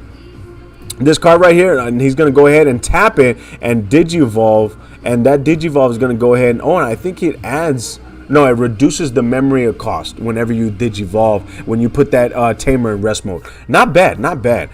Chris is going to go ahead. Let's see if he drew his rookie. He's got that Haunter right there, so lonely. Oh, he did not draw his. Oh my gosh, that's broken, dude. Golly. This man didn't have a playing. This card unbricked his hand, so he plays this option card that plays the card that happened to be the only card in the drop area. He plays it, and he's going to go ahead and pop. Wow. Wow, man. I can't believe this. I cannot believe this. But Raul's going to go ahead and Digivolve again. Come on, you just got to build it back, Raul. Build it back. And so with Digivolving, we got right here, he's on 5 memory, so he can do quite a bit of it. Chris, like I said, he has not been seeing his rookie. But see, the fact of the matter is, Chris has other options in order to bring out Digimon, and that's what makes a deck really, really good. It doesn't matter what card game it is. If you can bring out monsters in different fashions, whether it be special summoning, whether it be activate mains, whether it be Digivolving on a tamer, like the fact of the matter is, more options means more ways for you to try to get that W. So we got Raul is going to go ahead and hard cast so he can get a search off. He's going to get a Digimon to hand, and I believe it has to have Agumon, if I'm not mistaken. If I am mistaken, go ahead and call me out on the horn right there. Call me out, guys. You guys are my co-commentators. And, of course, he's going to bottom deck the rest of the cards, and that signifies the end of the turn. And it looks like Chris is going to go ahead and play an option card. Oh, I was about to say, that option card allows him to pop one of his cards, and, yeah, he's going to swing in first. We got a misplay happening there. So he swings in, of course, it reveals a security, and then we're going to go ahead and pop. So he pops it to send to the drop area, and then we got Matt. Now, whenever you play Matt, you can get a purple Digimon or a purple option card from the drop area to the hand. So that's what purple does, and that's the memory tamer for purple. So now Chris is always going to have 3 memory on his turn minimum. We got some Digivolving happening on Raul's side of the board. Swinging in, he turned that card sideways, and not only does it get 1 security check, but it gets a 2nd security check. Oh, wow. Oh, man. And then it reveals the option card that does nothing. It does nothing right there. And let's go ahead and change it on the scoreboard for you guys. Oh, my goodness. Playing the side duck? Oh, my gosh, dude. Like, get that side up need to get banned, bro. He gets 2 cards from. He pluses a card. He plays Bukumon and gets 2 cards from it, man. I don't like it. I don't like it. And then on top of that, he gets memory. Oh, that side duck is too strong, bro. Swings in, and he's gonna swing in because that's what's so strong about purple. So purple side, when it comes to the characteristics, there's retaliation. Retaliation is very, very good because you can just swing in with a helmet, and then just KO any of your opponent's Digimon. I mean, that's literally what it is there. And like I said, every color has its specific characteristics, but it seems as though some colors have a lot more abilities than others, let me tell you. He's going to go ahead and raise his Digimon from the raising area. And yeah, he's got that armor right there. He's got that helmet. Digivolve. He's got that Digivolve happening. Yes, get rid of the Psyduck. And then, of course, he gets a memory on top of that. And let's see what he ended up swinging for. I know he's going to be swinging for some good damage there. Oh, no, he's going to Digivolve first. And he's at 0, which signifies that it's still his turn. So turn that card sideways. Let's see the securities. That's 1 security. Oh, but since he revealed a tamer, he activates the ability of the tamer on reveal. Oh, let's see. That's the 2nd security. That's the 3rd security. He's at 0. We only need 1 more swing at Chris in order to get the game. But this is the situation that Raul was in last game, and he could not close the game out. So we're going to see what Raul tries to do. I mean, I don't know whether he's going to go ahead and just hard cast or whether, oh, no, he's going to play a tamer. He plays a tamer, and of course, he's going to go ahead and search. Deck thinning is deck winning, man. Deck thinning is deck winning. And, of course, he got... Oh, I didn't even see what he got to hand. But, of course, the rest of the cards go to the bottom of the deck. And now it's Chris's turn to wreak havoc. He still has yet to evolve on top of that Haunter, bro. Still has... He's just waiting. He's just waiting patiently. But this is what I mean by your Digitamas cannot be raised from the raising area. Oh, my gosh, dude. He plays it yet again. Brings in that behemoth of a card, KOs it. Oh yeah, that's wrong card player, wrong card. KOs it, and now his opponent's turn. So now Chris knows that only it takes us 1 more swing. So he has to try to remove his opponent's cards as much as possible. However, I think Raul does play a little bit of hybrid, or if this is going to be an old school Digimon, because I don't think I've seen him evolve on top of a tamer yet. However, Red did have their own variant of evolving on top of a tamer, and that was like when you were trying to go all in for game, when you were just going for game, because I think you had to crit yourself a certain amount of security in order to swing in for a lot of security as well. So very, very strong. So Raul's just going to continue Digivolving and keeping it in the raising area, so when it comes out, he can actually go in for the game there. We got Chris's turn. He's going to go ahead and Digivolve on top of a tamer to a Pyramid. One of those Egyptian Digimon right there. And it just keeps on. He's going to evolve into the Sphinx now. Or, I know, that's not, doesn't look like the Sphinx, but he's going to go ahead and swing in. We reveal, oh, nice. He reveals a card, and of course, the ability of this card is to go ahead and KO. I think that was the Gaia Force. So he KOs his other, he plays a fairy. Oh my goodness. He plays a fairy, and that recovers 1 of his life, and now we swing in and take that life right back. This is how he survived the last turn. He kept on throwing down those fairies for 5. and that's actually very strong. Get a big body on board, get an extra life for 5 memory. Very, very strong right there. We got Raul that's going to hard cast a rookie. Digivolve on top of that rookie into a champion. And yes, I do believe that this champion is a block. Yeah, we got blockers. Blockers. Let's see what happens here. Unless Chris plays another fairy. He either can play another fairy or another highway to hell or something that brings out that Digimon that he keeps on reoccurring.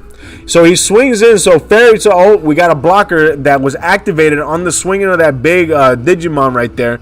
We got a Digivolve that's happening. That's gonna be his Sphinx. He got Gazumon. He's got a rookie finally. Swings in. We got another blocker that's happening there. And, of course, this Digimon had the keyword skill Retaliation. So you definitely want to block that if you want to keep your big Digimon on board. They're always getting heated. He plays the fairy. Oh, my goodness. He plays another fairy. He's staying alive. So the same way Raul's staying alive with blockers, Chris is staying alive with fairies, bro. Oh, Digivolves. Does this dude restand? Oh, if this dude restands, this might... Oh, reveal. What's happening here? And he's going to go ahead and Digivolve. And then restand and then swing it. Oh, man. He got it. Bro. Oh, my goodness. We heading to game 3. Oh, this is back and forth. This is nice. I like this. It's actually getting me a little bit more excited. A little bit more hype. There's a lot of hype on the mic right there. I actually had to bring down the volume of this thing, man. Woo! Oh, woo, man. So now we're approaching game 3 in round 2. And like I said, effects and get that going. But namely, if I can... Oh, you know what? We got Paul! Huh? Oh, you're heading to the bathroom, aren't you? Oh, got you. Go ahead, man. Go ahead. Do your thing. But yeah, no, man. Blue Stain, like I said, Blue Stain, if you stay on the horn, man, you got this, man. Shrug it off. You good. Like I said, I met you in person. You're a good man. You keep on keeping on. You keep on doing what you need to do, and you'll be fine. You'll be good to go. Looks like they're about ready to go ahead and start game 3. Oh, this is it right here. This is like when you're fighting the Elite Four. Dun dun dun dun dun dun dun dun dun dun dun. Oh, he played a Haunter, and then he got a phone call. Excuse me, sir. This is a Digimon tournament. Player? So he's going to go ahead and Digivolve, but you know what? I guess he can play. See, that's how easy the hybrids are. You could be on the phone and still play some Digimon. So he's got... Oh, wow! He puts the fairy in the drop area. I don't know why he did that. But he's going to go ahead and hatch the Haunter. Then I think that's Gazumon. He's going to go ahead and Digivolve with the Gazumon. That one is a memory blocker. It's going to go ahead and block from your opponent getting that memory there. His opponent is going to go ahead and hatch the same. We're going to go ahead and Digivolve with that rookie. Little mini dinosaur. Then we're going to Digivolve into the dinosaur with a helmet. Then we're going to go ahead and Digivolve into the dinosaur with a bigger helmet and some wings. He must have drank a Red Bull. He's going to go ahead and pass turn. And now Chris is going to go ahead and raise that Gazumon so actually his opponent cannot gain any memory whatsoever. Now he's going to go ahead and Digivolve into his Tamer twice. And that's going to pass his turn. Of course, he's choking out his opponent because his opponent only has 1 memory. And he's going to go ahead and Digivolve and then pass the turn. Oh, man. Oh, an effect. Nice effect right there. Gonna KO. I think that must be a mechanic there. If you KO a Digimon that... Oh, no, that's the ability. You KO a Digimon that had a Tamer underneath it, you can actually go ahead and play the Tamer. So Raul right now has a nice little Digimon there. We got Chris that actually has 3 memory to deal with. He's got a Gazumon on board. And we're going to see. I know he's going to keep that Gazumon there. Oh, he plays a mat. So now he's not going to get choked out. But he gets to get a... Yep, of course he's going to get that card so he can Digivolve on top of his Tamers. Swinging in. How much security is he going for? So it looks like he's only going in for 1 security. So, of course, reveals a rookie. That definitely goes to the trash. And now we got Chris's turn. He's going to hatch that Haunter once again. Honda! But he does not Digivolve on top of the Haunter. He Digivolves on top of the Tamer. And we got 2 Digimons on top. Oh, wow, the Tamer. It's the same ones, practically. Swinging in. Oh, it's security versus security in this hot battle of red versus purple. Raul versus Chris. Oh, he's gonna pop his Gazumon to pop one of his opponents. So this card, it's a 1-drop. You pop one of your cards. In order to pop one of your opponent's cards, I think it's a 4-drop or less, if I'm not mistaken. And the only reason why I know that is because I play purple. Nah, like I said, I don't play the new school purple. I play old school purple. That's right, Mario. I'll play. You know what? And I will bring out Dan Devi. I'll bring out Dan Devi. Don't make me bring out Dan Devi. Well, I will. We're going to drop your hand, player.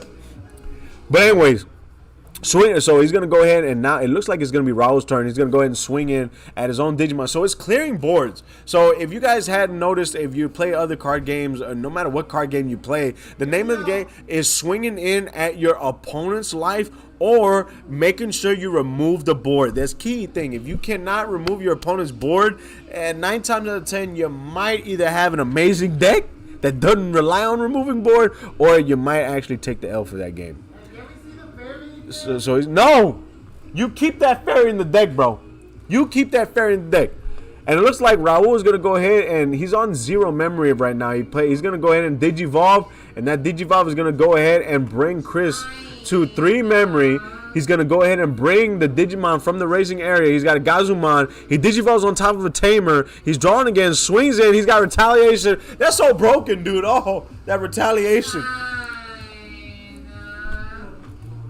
Hey, bro, you need like, you need Claret and Clear? You need like Afrin? Like, what do you need there? Golly.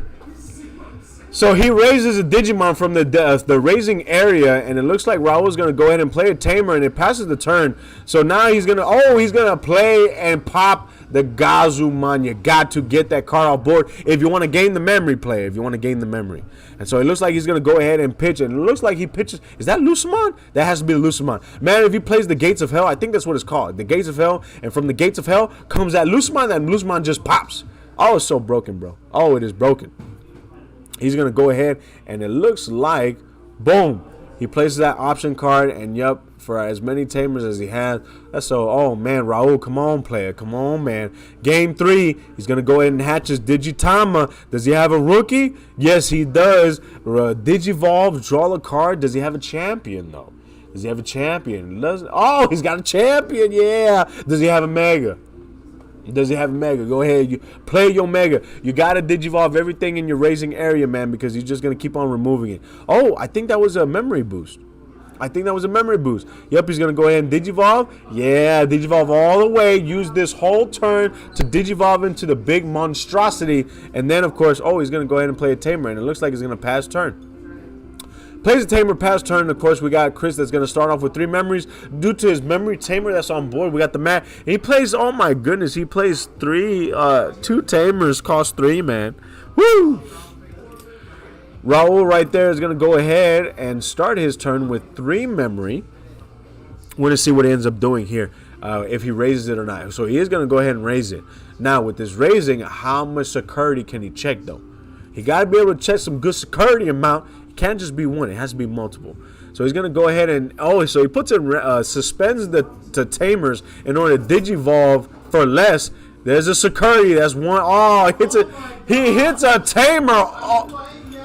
Oh my goodness, he hits a Tamer, bro. But I think it was only for 1 security. He only swung it for 1 security. Oh no, he swung it for 2 securities. 2 securities. Oh, but of course he puts those Tamers in rest mode. Whenever one of his life goes down, he puts them in suspended, and he actually gains memory from there. Oh my gosh! Oh my goodness! Sign. This card, man, bro, you gotta get that checked out, bro. You gotta get that checked out. Anyways, we got a Bokumon that's on board, and of course we got the Digi Evolution that's happening on top of the Tamer, and he's gonna go ahead and swing in the retaliation. Man, he's doing that every single turn, player. Oh my goodness, he's doing that every single turn. Oh,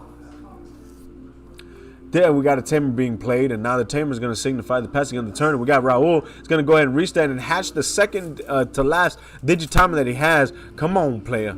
Come on, strive to be the best, like no one ever was. Dun dun dun. Digivolving is your test. and drawing is your cause. Doo-doo-doo. Let's see what card he ends up playing. He's got a Digivolve. All right, let's go. It looks like Chris is gonna go ahead and Digivolve. Also, he's got his rookie with the long ears. That's gonna go, and then he's gonna Digivolve on top of his tamers. There he goes, right there. And then wicked thing too that these tamer has inheriting effects for his Digimon. Oh my goodness, swinging at security, and it's gonna reveal, and it does not look like the Digimon was destroyed from the security reveal. He's gonna go ahead and Digivolve on top of it. Oh wow, man. What the hell is that looking thing? That looks like it is the top of what used to be a Venusaur, but it's a plant. It's a plant. It looks like a fucking dark, Hey, language, player, language. what's that dark side of He's gonna go ahead and it looks like, oh, he threw a fairy in the drop area. Raul's gonna go ahead and draw. Oh my goodness. All right, he's raising it. He's raising from the raising area. Raul with 3 securities. Chris with 2 securities left over. And, of course, we got Chris that's calculating in that invisible calculator what's happening. Man, he's got a lot of tamers on board. He can just EX evolve, or he can Digivolve on top of any one of those tamers that he wants to. Raul is going to see what he can do there, but he's got to be hitting for quite a bit of securities here. Quite a bit of securities. I mean, he has a huge hand. I don't doubt that he has the answers in hand. Excuse me. But the thing is, can he keep the Digimon on board to swing in the following turn? Or can he swing in? Oh, there he goes. Puts the tamer in rest mode, reduces the cost of the Digi-Evolution, and swings in at security. How much security? That's the first security he's revealing. So reveals, and then reveals. Oh, that's 2 option cards. Oh, is that the highway to hell? Oh, my goodness. Oh, my goodness. That is the highway to hell card. It brings out the behemoth, and it pops, and Raul has a hard time keeping Digimon on the board. He's going to go ahead and play. Yeah! He plays his rookie to get rid of Bokumon, or otherwise a.k.a. Psyduck, with that book. It's like you sat on a whoopee cushion, bro. Man. So Chris is going to go ahead and swing in that security. So he's putting the, oh, you know what? I put the, well, it looks like, hold on, let me change it real quick. I put the wrong person having the, there we go. Woof. Raul has 1 security, where Chris has 0. So in order for Raul to win, that mini dinosaur has to survive, and Raul's got to put it sideways, bro. He's got to survive, he's got to put it sideways, but something tells me Chris is going to play a fairy. And if he plays a fairy, it's going to make it difficult for Raul. Yep, there he goes. Oh, wow, and it gets rid of his Digimon. He does have a tamer. He does have a tamer on board. I don't know if he can evolve on his own tamers, but, hey, something's got to give there. What? So he's got his Digitama that was evolved with a rookie. This man himself. Oh, hard cast the blocker. Hard cast the blocker. This actually, hard cast the blocker. This man always has 2 blockers when he plays his blockers. There's a Hunter. That's the last Digitama on Chris's side of the board. We Digi-Evolve with long ears. And we're going to swing in with the, yeah, no, that card was not going to get rid of his Digimon. Block. Oh, now, is he going to Digivolve for game? That's literally what these people do. That's literally what these people do. They Digivolve on top of the tamer for game. Yup, there you go, right there. Swing in, but we do have another blocker. But it KOs. And he's gonna get something back to hand. I think he's just gonna do it all over again, player. He's gonna do it all over again. Effect, Digivolve, yup, Digivolve on the tamer, and there you go, right there. We got the purple deck right there, putting in some work, man. Always putting in work. Oh man, just evolving on top of your Digitamas. On top of that, you can evolve on your tamers too. Wow. That's redonkulous right there, guys. Well, it looks like that was actually game 3. Game 3 ended with Chris taking it 2-1. And so that was the end of round 2. When we get back, we might actually be hitting the finals. So stay tuned for some more of this. This is Digimon at Spectral. I'm your commentator, PR Sign. Hey, like I said, much love to you guys for you guys taking the time to watching this stream. Hopefully you guys are enjoying yourself. Of course, I like making it a little bit more informative if I possibly can. I know I need to learn these effects a little bit more and more, but I'm getting it. I gotta just play a whole bunch of decks, and while I play these decks, they have a whole bunch of ridiculous effects, and I remember the effects by how redonkulous it is. That's how it ends up working out. But of course, if you guys ever want to message on the horn, hey, be my guest, man. You guys are my co-commentators as well. Of course, I got my fans, I got my constants, I got my bros, my co-commentators. I got Bottom Deck on there, I got Blue Stang on there, I got the IMEO on there as well, guys. Don't be shy to go ahead and post something on here, whether it's a question, your comments, hopes, concerns, your dreams as well, or if you're just trying to figure out what ended up happening there, or if you want my opinion on what color to play or the card game itself. Hey, you know what? We're just here having a good time, just having a nice little discussion. I'm going to commentate while I'm looking at the horn right there. So we're going to enter a quick break. The next time you see me, we're going to be embarking in the final round of some Digimon. So don't go away. We will have more Digimon the next time you see this face.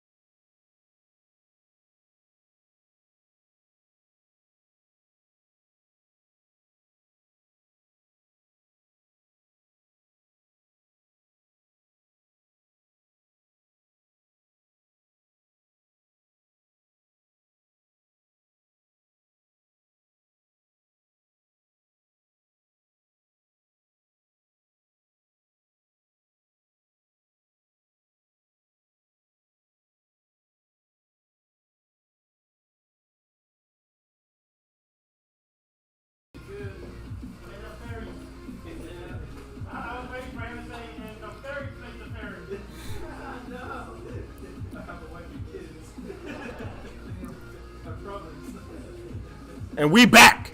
We're back at Das This is Digimon at Spectral. I'm your commentator, PR Sign, and this is going to be the finals that we're embarking in. Hopefully you guys are having a wonderful time as much as I am when it comes to commentating. Like I said, I enjoy when it comes to commentating. I really do. Like, you know, you come out, you got the hype, you got that entertainment a little bit. You throw in what's happening on the stream, and it gives you something to watch, man. Hopefully, hey, don't do it. Don't exit out. Don't do it. Don't click on that X. But, yeah, no, I mean, I try to make it to where you don't click on the X. Hey, if stuff happens, you click on the X, hey. But I try to make it to where you gotta resist. You gotta resist, that's what it is. And these guys are going to be in the finals. We got Chris with that purple deck that we saw. And, of course, we got Olga. We got that blue deck, the bottom deck right there. And I can't wait to get started because, of course, this is the finals. And this is game 1, round 3, a.k.a. finals, and we about ready to head to the mats. Yeah, so we go right there, the DAP, and that signifies the beginning of game 1 in the finals right there. I like it. And so it looks like Olga's going to go ahead and start off first. He's going to hatch. He's going to Digivolve on top of his hatchling, and then he's going to draw a card on top of that. Now he has to decide how many memory he's going to give his opponent, and it looks like he's going to Digivolve into a champion that requires 2 memory, and so he's going to give his opponent 2 memory. We got Chris that's going to start off by playing the side duck. Oh my goodness. And that side duck actually does not have that high of an IQ, the one you just heard in the background. So then, of course, when it comes to playing side duck, you look up the top 5. You can get you can get a tamer, and you can get a Digimon that actually has hybrid in it. And I think one more criteria, you can get up to 2 cards to hand. His opponent's going to go ahead and swing in, and it looks like we already got some damage. Oh, wow. He reveals a tamer, and that tamer is going to... He gets to draw and trash a card on the play of that tamer. He actually trashes a mat. So that was on swing, and so Chris goes down from 5 securities to 4.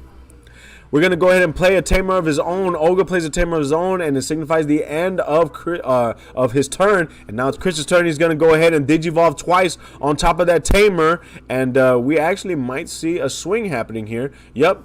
We got a swing happening, removing the board presence, which is going to be the primary thing you want to do. And he Digivolves on top of that plant-like Digimon right there. That's that strong Digimon that Chris loves to play. And you know what? He's got it. He's got it. He's going to go ahead and hatch. And then, of course, we got the rookie that's going to go on top of it in order to get a draw to hand. And we got 2 hybrids happening, it looks like. I believe it's 2 hybrids. Yep, 2 hybrids going against each other. And he's going to go ahead and actually Digivolve on his tamer, which is going to Digi-Evolution one of his Digimons. He's going to Digivolve once again, and now he's at 0 markers. So it still signifies his turn, but how much markers is he going to give his opponent? He's going to swing in, bounce one of his level 5 cards, I believe is what it is, in order to get rid of one of his opponent's Digimon. And then we got, wait, what is he doing with that Digimon? What is he doing with it? Oh, he puts it in upside down, signifying that he cannot swing with that Digimon. Man, I thought he was going to bottom deck it, bro. If he bottom deck, oh, you're going to hear me loud and proud bottom deck right there. And so now it's Chris's turn once again, and Chris is going to go ahead and actually, I'm assuming he's going to play just another tamer, because that's what his deck's all about. Because I'm pretty sure, real quick, if he had a rookie, he would have already evolved on top of his Haunter there. So he's going to go ahead and Digivolve on top of his tamer. He's going to Digivolve once again, and he's going to go ahead and swing in at his opponent's Digimon. And of course, it has an effect whenever it's KO'd. So that's why he actually crashes into it a lot. That way he gets the tamer back. And then, of course, I think he actually gets another Digimon back to hand, if I'm not mistaken. But that's why he does not mind just crashing, because it just pluses. He pluses, and there goes the Psyduck once again.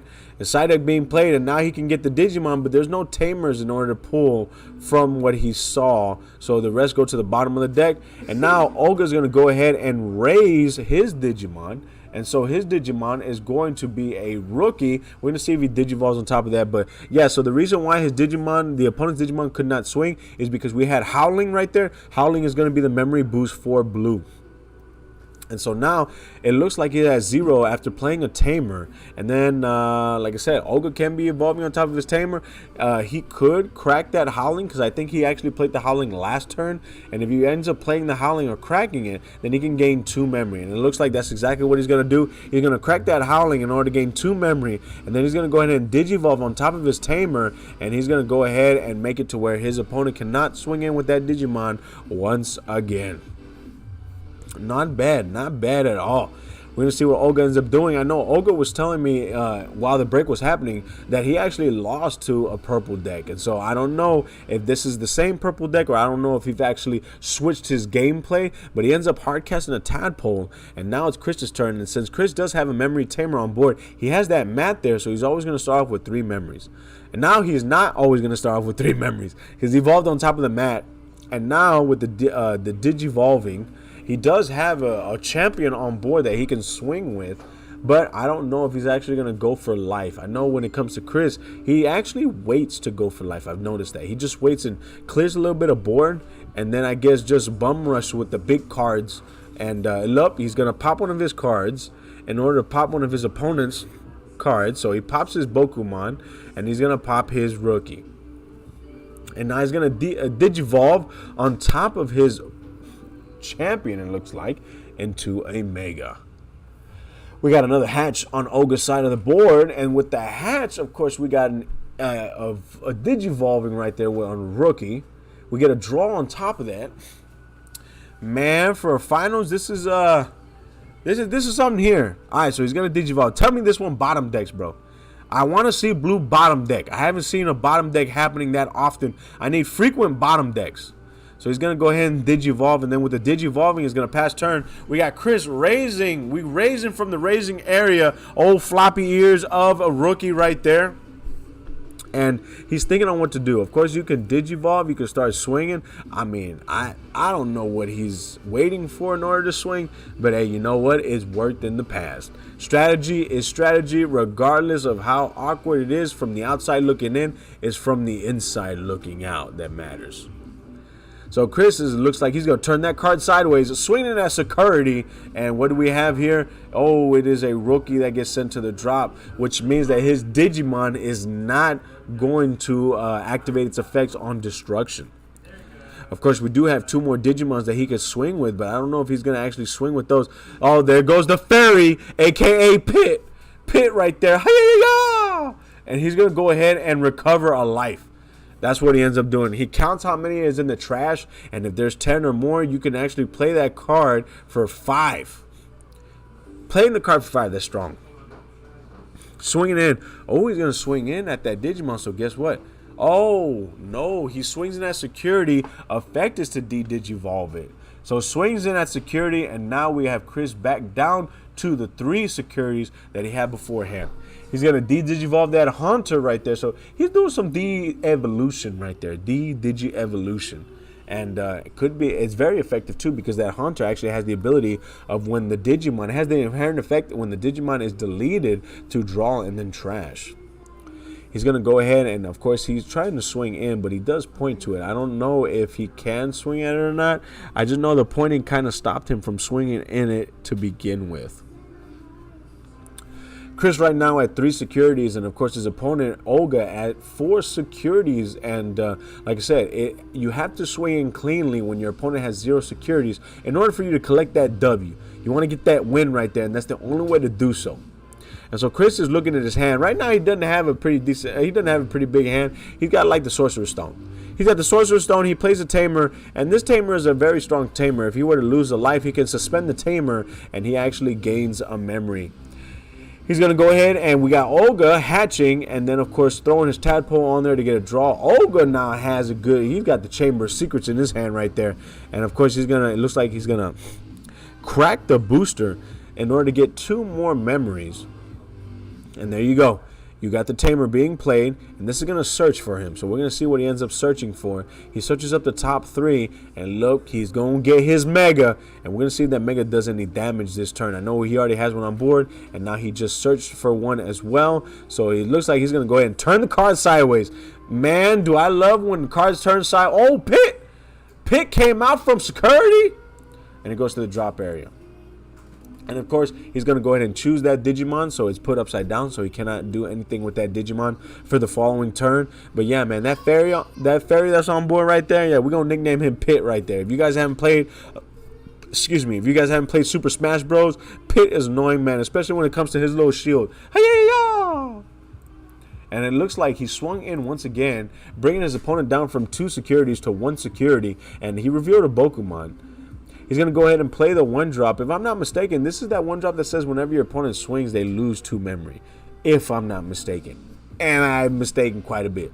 And then, of course, he's going to pass his turn. He chokes out his opponent because his opponent only has 1 memory to deal with. And I don't know if Chris is going to start swinging in at the securities, swinging at that Digimon right there. But Olga only has to swing. Oh, my goodness. There goes another Pit.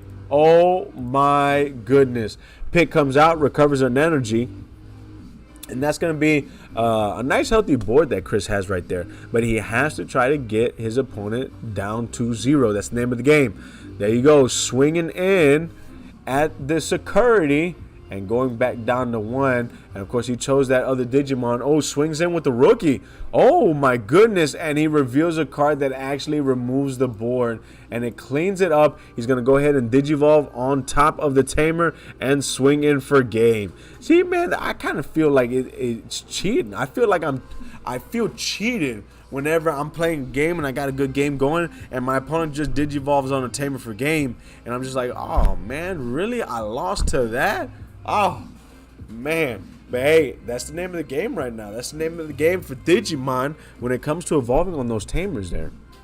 So, when it comes to Spectral, guys, this is Das, first of all. This is Das. This is Digimon at Spectral, and I'm the commentator PR Sign. And of course, when it comes to playing at Spectral during the week, we have Digimon on Mondays. So like I said, normally I'll post on the page. I'll let you guys know. I'll put the link so that all you gotta do is click on it. You don't have to do any copy and pasting. And then also what I'll do is I'll put the address on there. So if you guys want to just come into Spectral and just chill or actually join in one of these tournaments, hey, by all means, that's good too. And then I also put the time on there as well. I mean, and of course we're Houston, so it's Central. So I'll make sure that I put the time and I put Central on there just in case any other person watches from anywhere else around the world. I know that whenever I commentate for DBS, there's actually a few people that watch from Australia and Brazil and stuff, and these guys actually would tell me, hey, they're making a cup of coffee because they want to see the stream there. And with that being said, we're gonna go ahead and head back to the mats.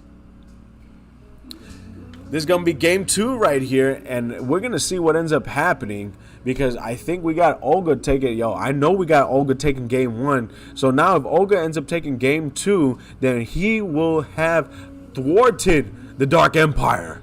He will have thwarted Chris, and then of course we're going to go ahead into standings as well. So after this game, if Olga wins, we're going to a quick break. Next time you see my face, I'm going to go ahead and give you guys the standing for the tournament today. Olga right now is going to go ahead and play his Tamer, which is going to allow him to search, and he searches his champion, and it goes to hand. His opponent is going to go ahead and hatch, and then of course we're going to go ahead and Digivolve on top just the same, and then we're going to play our own Tamer as well, moving it back and forth. So these guys are right now trying to set up, playing as many Tamers, trying to set up those cards in hand, and trying to make sure that the game progresses in their favor. And so Olga right now actually raises his Digimon from the raising area, and we got a rookie on board now, so I don't know if he's going to start swinging in or if he's just going to wait and actually evolve. Now, my personal opinion, if you don't have to bring your Digimon into the battle area, I would keep it in the raising area, especially if you're just Digivolving on top of that. But if you actually got multiple moves that you can make, well, then raising your Digimon might not be a bad idea. It's just, I know when I first started, I had a bad habit of raising my Digimon every single time. And then, of course, my opponent would just remove the Digimon every time until I ran out of Digitamas. So I had to think and make sure, hey, you know what, do I really want to raise this Digimon so it can be vulnerable, or do I want to keep it there and actually continue evolving on top until I get a card that I want to use and then Digivolve it as well? Or if I want an effect being used from a Digimon, then I wait till I raise it and then play it as well. So we got raising happening on Chris's end. He does play a Bokumon, and with that Bokumon, he does have a search as well as the ability to gain memory also. And so we're going to see if Chris is going to start swinging in at security here and there. Let me go ahead and change. I had completely forgot. My apologies. I completely forgot to change the security count for you guys. So I'm going to go ahead and throw it on there for you. We got Olga that's going to go ahead and hatch and then Digi-Evolve on top of its hatchling. And like I said, it's back and forth. It's pretty much a stalemate in the first couple turns of Digimon until your opponent actually gets... Oh, we're actually playing Howling.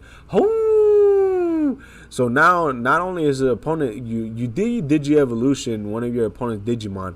And then on top of that, it's a memory boost. So at any turn after this one, you can send it to the trash and gain 2 memory. To try to expand your plays. And so now it's Chris's turn, and Chris is going to go ahead and play yet another side dug. He's going to look up the top 5, and he gets to pull. Yep, I do see a Digimon, but I do not see a Tamer that's the target of that card there. So, I mean, you can whiff, but it's pretty difficult to whiff with this card. The more cards that you can search, the less you whiff. He's going to go ahead and Digivolve on top of one of his Tamers and draw a card. And then, of course, we got Bokumon activating its effect. Whenever he Digimon evolves on a Tamer, you get memory on top of that, too. Like I said, it's really, really broken how that Bokumon really has a lot of abilities on top of it. We got an we got Digivolve on top of a Digitama. And there you go. We got the pop and the pop. So he pops one of his Digimon in order to pop one of his opponent's Digimon, and he's utilizing that effect really, really well and just plussing off of it. He's getting that true value off of using that 1 drop option card. Right now, Chris has 2 memories to deal with this turn. He's going to go ahead and Digivolve on top, and that's going to bring him to 0 memory. So he has to think about what he wants to give his opponent. If his opponent already has a memory tamer on board, then honestly, to tell you the truth, you can just Digivolve onto your Mega and just be done with it. Try to get true value out of it. You don't want to give your opponent 1 memory just for your opponent to be at 3. You want to go ahead and make it to where you can get close to 3, maybe a little bit more, a little bit less. Get your true value if your opponent is going to already be starting off with 3 lives or 3 memory. He's going to go ahead and Digivolve, and so he gives his opponent 3 memory, or if he gave it to or not, he starts off with the 3. He does have a memory boost on board. He does have 2 Digimon on his battle area, and it looks like he's yet going to go ahead and Digivolve on top of his Tamer, and he chooses that Digimon on his opponent's side of the field.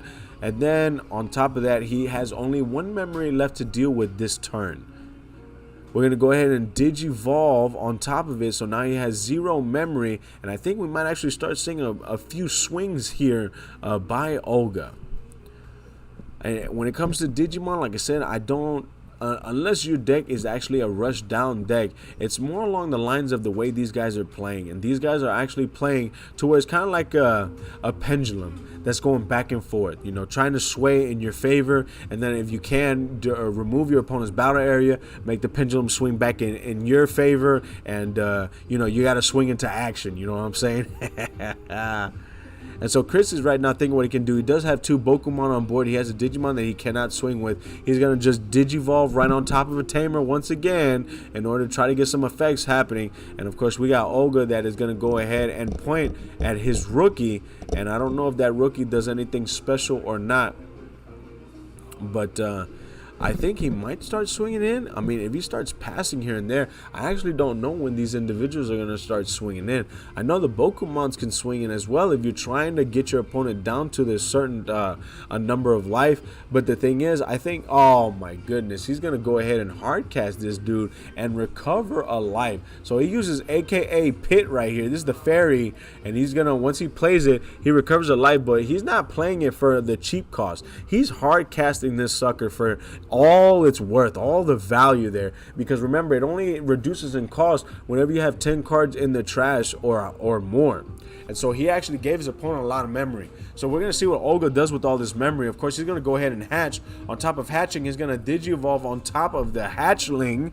And then we actually might see some cards going on sideways. I don't know. Oh, there he goes. On top of it, he's going to go ahead and activate his memory boost so he can Digivolve on top to try to see if he can do some damage. Oh my goodness, what is he pointing at?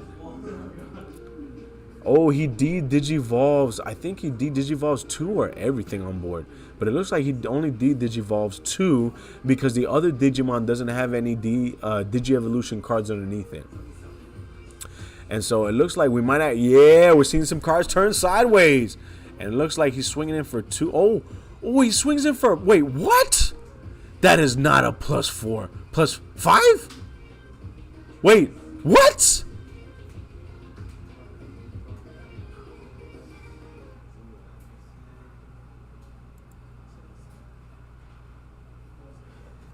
You need to read the card over here?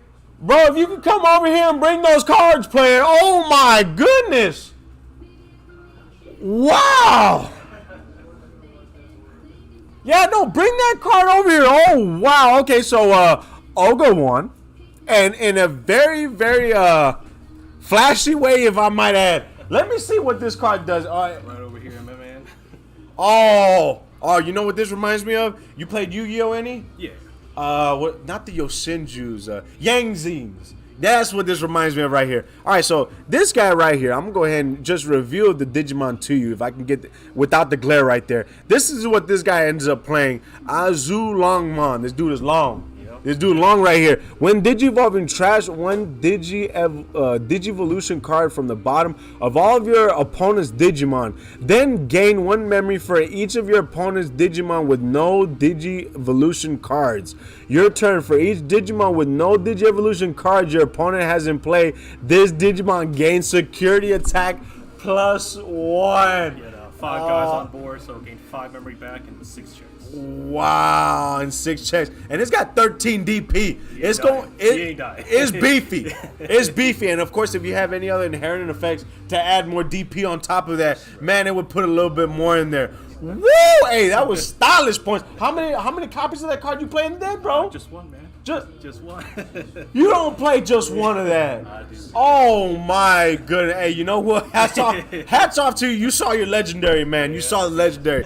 That was the end of the final round, guys. Make sure that you stay tuned. When I get back, we're going to go to the final standings of Digimon so that you can actually hear the names. If you guys are fans of Digimon, of course, the names will ring a bell, especially when you see these guys when they go traveling, when it comes to the tournaments, when it comes to regionals, and when it comes to nationals. Of course, I want to make it to where you guys have the full experience. You know what I'm saying? You got to get that experience too. So, end of the final round. Olga ended up taking it 2-0. Don't go anywhere. This is Das. This is Digimon at Spectral. I'm your commentator, PR Sign. And the next time you see this face, I will be coming to you with the standings and the placements for tonight's tournament.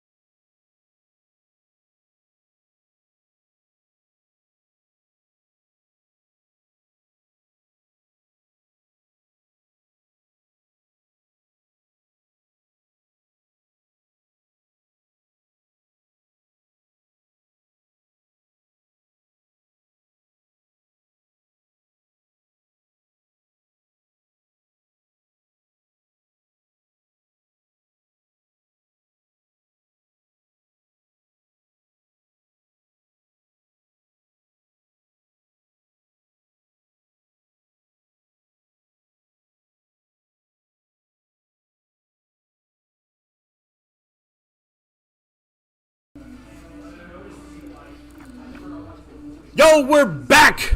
I'm your commentator, PR Sign, and this is Das. This is Digimon at Spectral, and I got the standings right here. Very official. I got it on paper. Anytime you have anything on paper, it's official. And so, number one, I got number one sitting right next to me. It's Olga, number one here in our Digimon tournament, playing Blue Hybrid. And then, of course, we have number two is going to be Paul. And Paul was actually playing, what was it? I know it was Diaboromon is what it was called. That was the one with the black deck that kept on bringing out all them tokens. And then, of course, we got third place is going to be Chris playing Purple Hybrid. Now that we got number one here right next to me, I just wanted to ask, a few questions. Has blue always been your color since you've been playing Digimon, or have you been bouncing around? Nah, since BT5, man, blue's always been my color. Started off with all Force Hex, and then BT6, all Force Hex again, and now BT7, I'm just playing Hex Zulong with blue hybrids.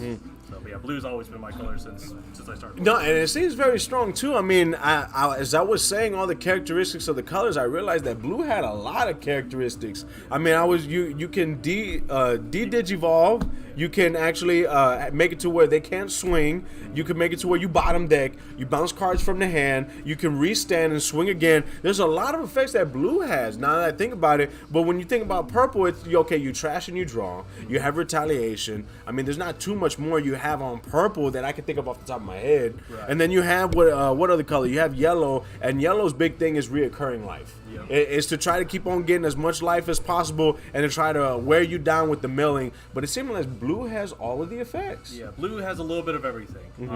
It can kill fast, it can stun, it's got great memory resource. The Howlings, the Swords and Joes, and a lot of their stuff, whenever you swing, you gain a memory and stuff like that. So overall, blue's it's a very powerful color. Oh yeah. It's if you look at the top decks right now, I mean, blue hybrids are winning pretty much almost everything nowadays. It's a very hard deck to stop because it can play around everything. Right. It can also play towards anything. They have both the what's called the memory stopper, the Madoki Beta, the little watermelon looking thing, the tadpole looking thing, and then they have the Clam Psycho. And blue's the only color that have both like those hard stops. Every other color either has one or the other. Blue has access to both, which is why blue is one of the most top contenders for the meta right now. Oh yeah, definitely. The more plus options, combined better. With everything. Plus Hammer Spark. I mean, the cards. That's the one that makes you just gain a memory. That's it. For 0, you play it for 0 and you gain a memory. So it's an extender, and if it's hidden security, you gain 2 memory. So you can potentially pass turn and stuff like that. So what about that one card that says whenever your opponent's Digimon gains, whenever they would swing, they lose Ice Wall. Yeah, so Ice Wall. I mean, luckily it's at 1 now. That card did not need to be at 4. Broken. That card Blue was would be more broken if Ice Wall was at 4. Oh my goodness! But hey, you know what? I guess that's the meta right there. So I don't know if Chris is trying to do what he's doing for DBS, but for Digimon, I don't know if you've been in tune with that. But we actually have a King of the Hill series for DBS, and to have King of the Hill series for Digimon, that would be very, very fun too. And of course, having the grand prize or whatnot. But we definitely got to try to see if we can get more people coming out. And if you guys are around, definitely drop by Spectral. And of course, next time I commentate, I'll be sure to let you guys know. Like I said, normally I remember, and when it's my lunch hour, whenever I'm at work, I'll go ahead and I'll post the link and I'll post the time, and I'll also post the address to the card shop since it's fairly new. And I don't know if you can actually get the address just by looking up on Google. It's on Google. It's on Google. Okay, so I guess just for verification, I have it on the post right there. But keep your eye out. Spectral has Digimon every Monday, so if you guys had a rough start of your week, you can always just kick back with a nice cold juice, and then watch some Digimon to try to get your week back on track after that.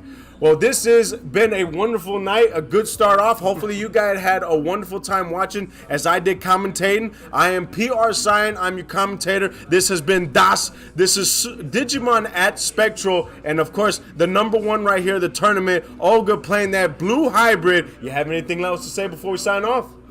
Come on by, guys. I mean, we would love to have more players here. We're always looking for new faces, and we're all here to help you guys learn the game and all that type of stuff.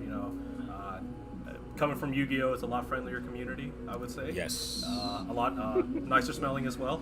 Yes. Double yes. But yeah, come on by, guys. We would love to see some more new faces here, and just try to get a crowd going. Definitely. I couldn't have said it better myself. Have a blessed one, guys. UBI.